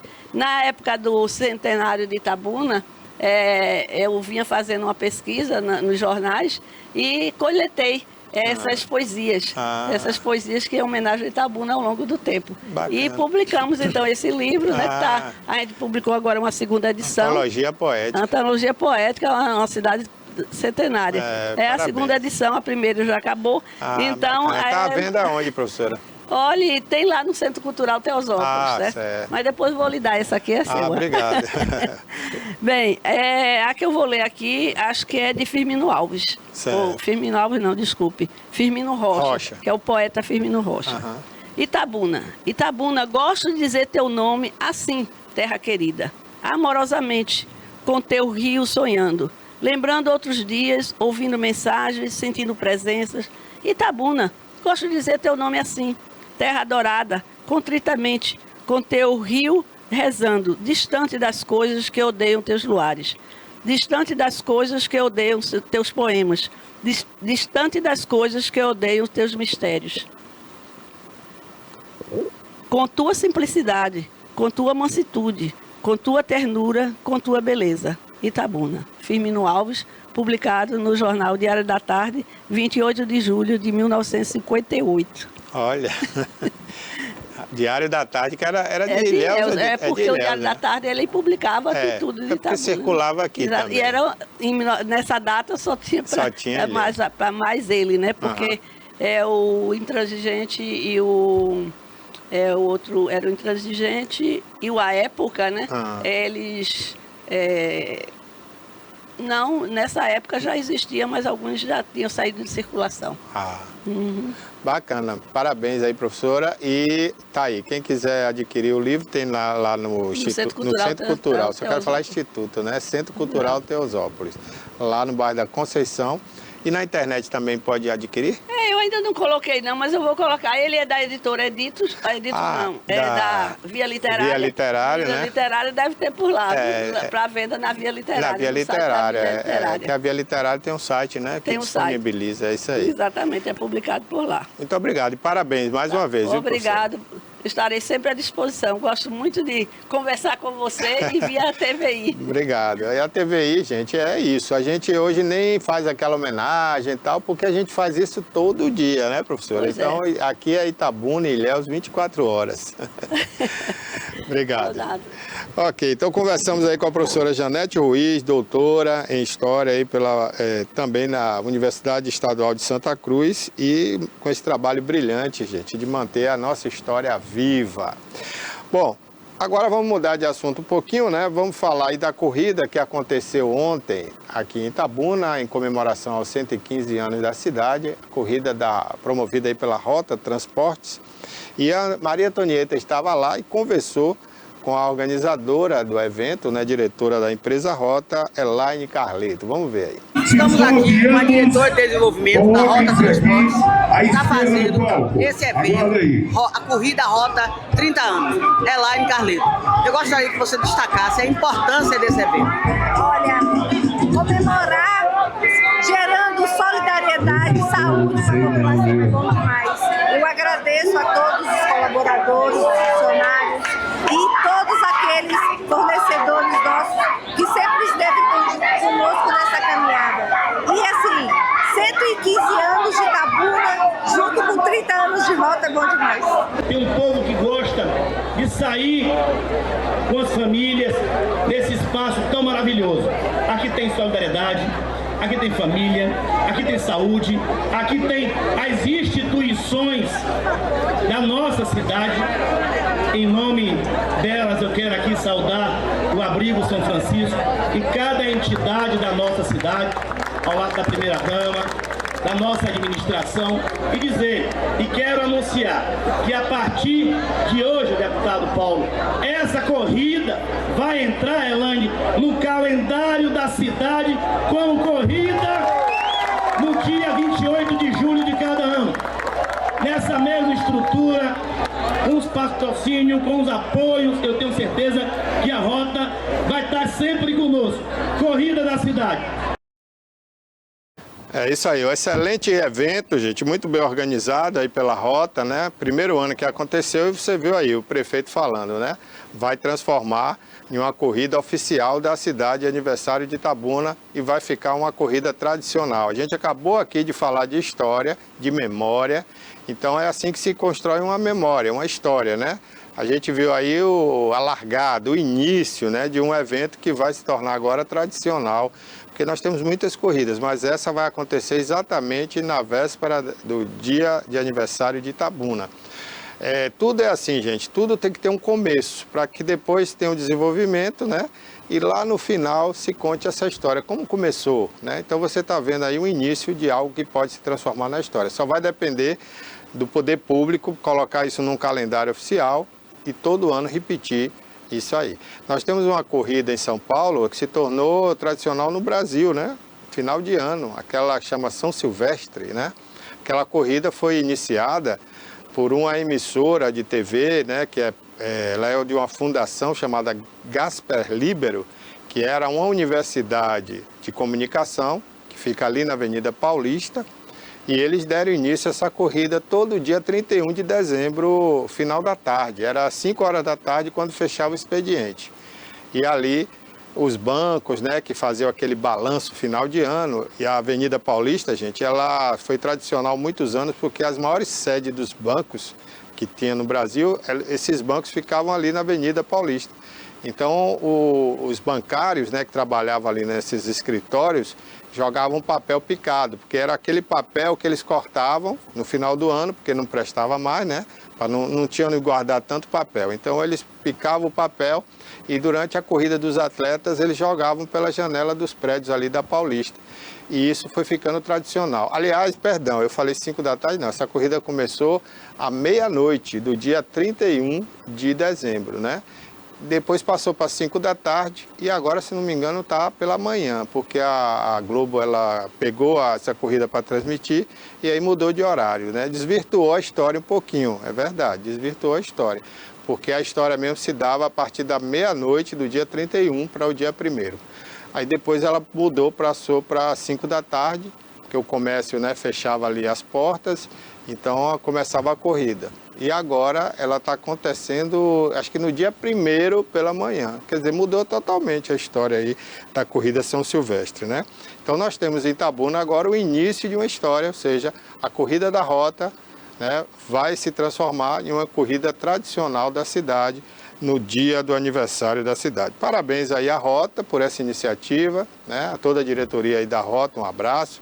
A Elaine Carleto, o Paulo Carleto, toda a família, e também ao prefeito Augusto Castro por essa sensibilidade, né, de ver ali um potencial para, né, o aniversário de Itabuna, porque o aniversário de Itabuna não é só show, né, é entrega de obras, né, é embelezar a cidade, a comemoração dos seus munícipes, e a corrida pode ser um atrativo para essa comemoração.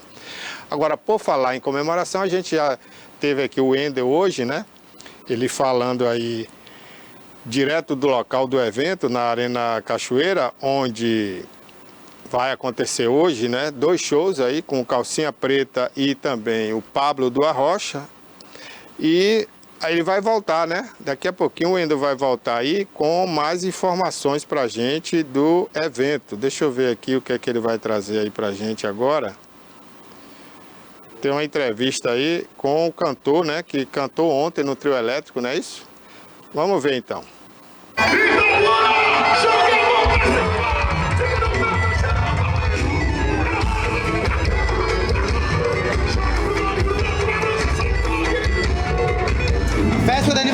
Itabuna e a TVI veio cobrir esse show maravilhoso desse homem que eu sou fã. Não sei se eu trabalhava ou se eu dançava. Rubinho vem trazendo sucessos aqui pra gente quebrar, amassar e dançar bastante.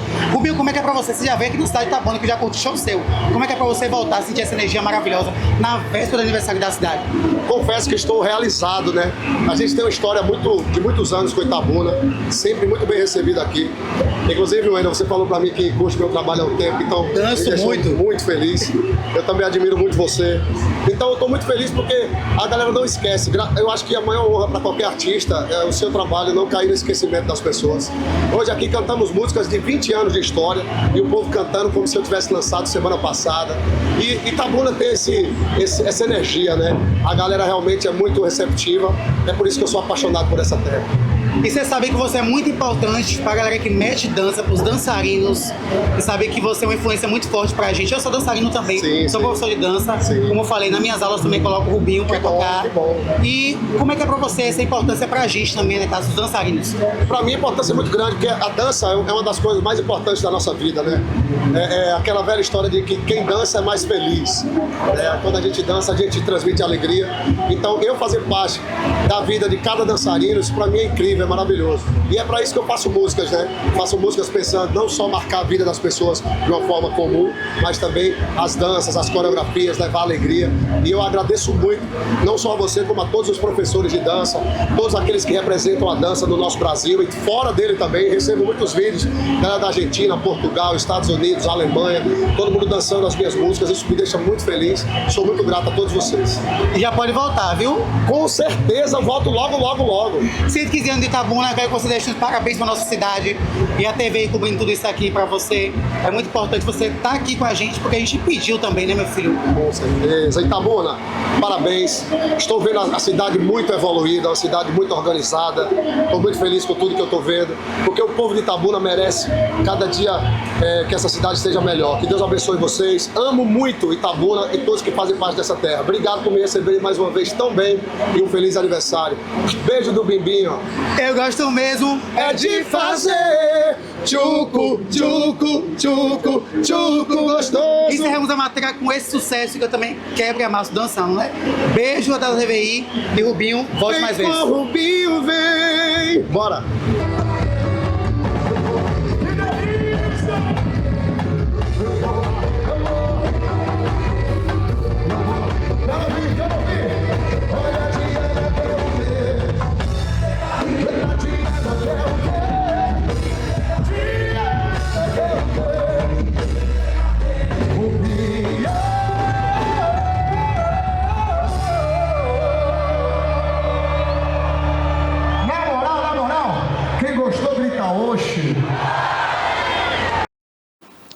Tá aí, né, o trio elétrico ontem, logo depois da corrida da rota aí, né, teve esse trio aí para fechar essa festa ontem aí, né, fechar ontem, porque hoje continua lá na Arena Zé Cachoeira, daqui a pouco tem calcinha preta, vai ter aí o Pablo do Arrocha, que foi tão pedido, né, no Itapedro, que o prefeito resolveu contratar o Pablo para tocar hoje, ele que toca hoje aqui em Itabuna e amanhã já está no Rio de Janeiro.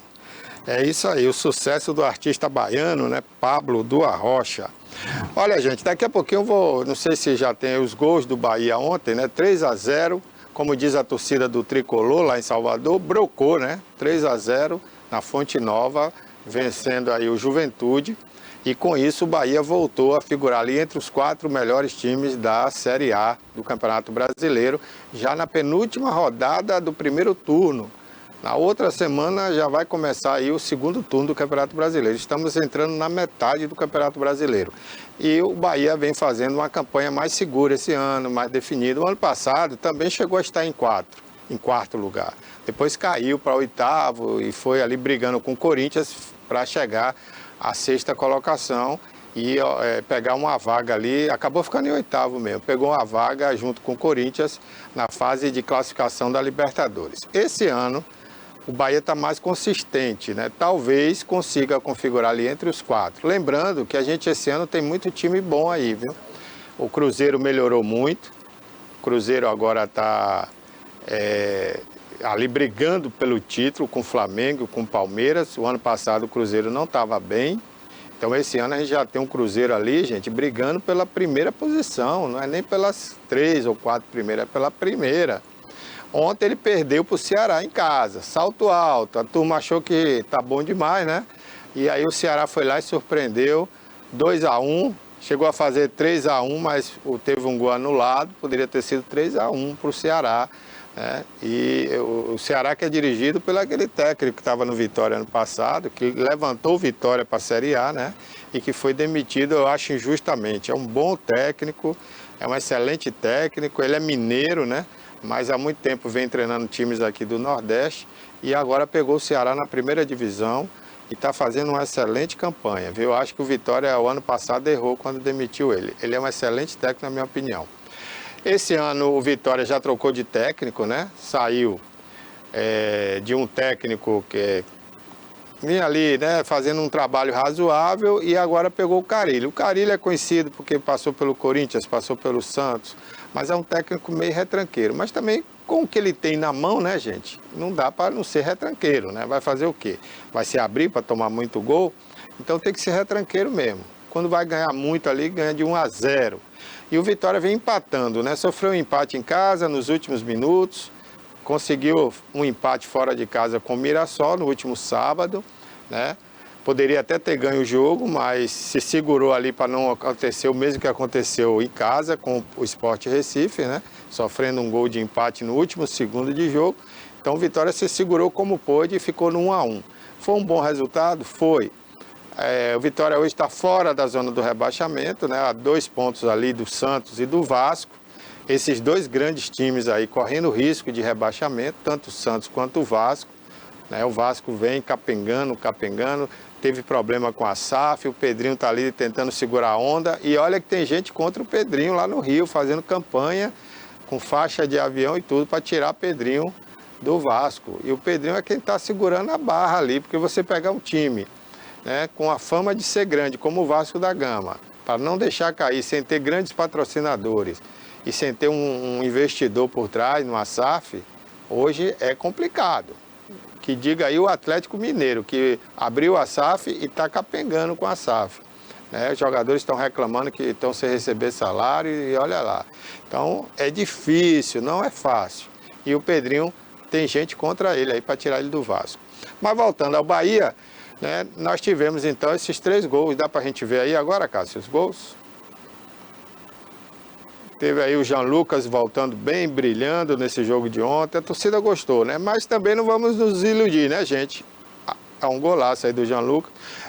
O Bahia jogou com o Juventude, lá do Rio Grande do Sul. É a terceira força do Rio Grande do Sul, Juventude. Bahia não jogou aí com o Flamengo. Esse jogo aí não foi contra o Corinthians, não foi contra o Palmeiras.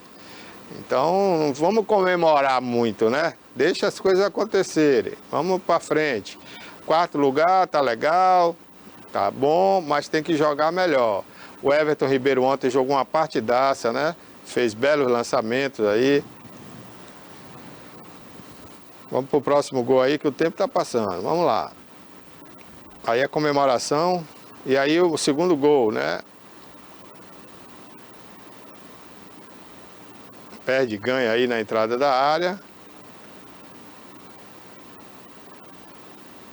E aí ele, de novo, acertando aí esse chute. Gianluca.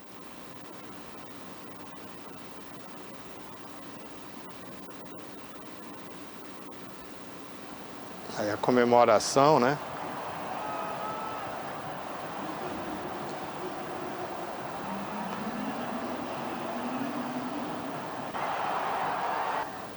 E depois tivemos aí mais um gol. Não, você está vendo o replay, né? Esse aí é o replay.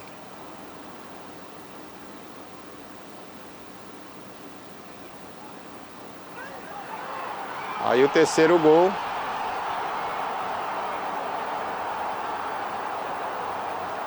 Lúcio Rodrigues, né? Desencantando aí.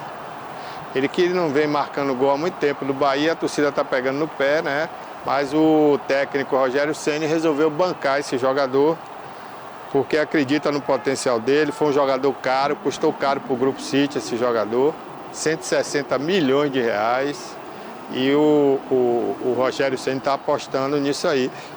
O Lúcio é um jogador novo, está começando. É o primeiro, acho que é o segundo ano dele como profissional aqui no Brasil, né? Como jogador de prateleira de cima, porque ele vinha da base lá no Uruguai, da seleção de base. E é uma grande revelação o Lúcio Rodrigues. Então precisa realmente acreditar nesse jogador. Custou muito caro ao Bahia e o Rogério, né, está sendo cobrado também pela diretoria do City aí para apostar nesse jogador, porque é um jogador que tem futuro, é um jogador que vai brilhar muito e tem condições de, inclusive, ir para o mercado europeu em breve. Mas para isso ele precisa brilhar mais aí no Bahia, e é isso que o Rogério quer. Ontem ele desencantou, vamos ver se daqui para frente, né, tira essa nhaca de falta de gols e ele começa a marcar aí pelo time do Bahia. Bom, gente, estamos chegando ao finalzinho, né? Estamos chegando ao finalzinho do programa. Hoje tem o alerta. Você sabe informar aí, Cássio? Oi? Não estou ouvindo. Tá bom, então vamos ver aí se tem um quadro alerta aqui, tá? Se tiver... vai ser com a Thaís. Thaís vai apresentar hoje o alerta, a homenagem ao Dia da Cidade, aniversário de Itabuna, tá certo? E eu, Barbosa Filho, estarei com você amanhã às 10 horas, ao vivo aqui, se Deus quiser. Até lá.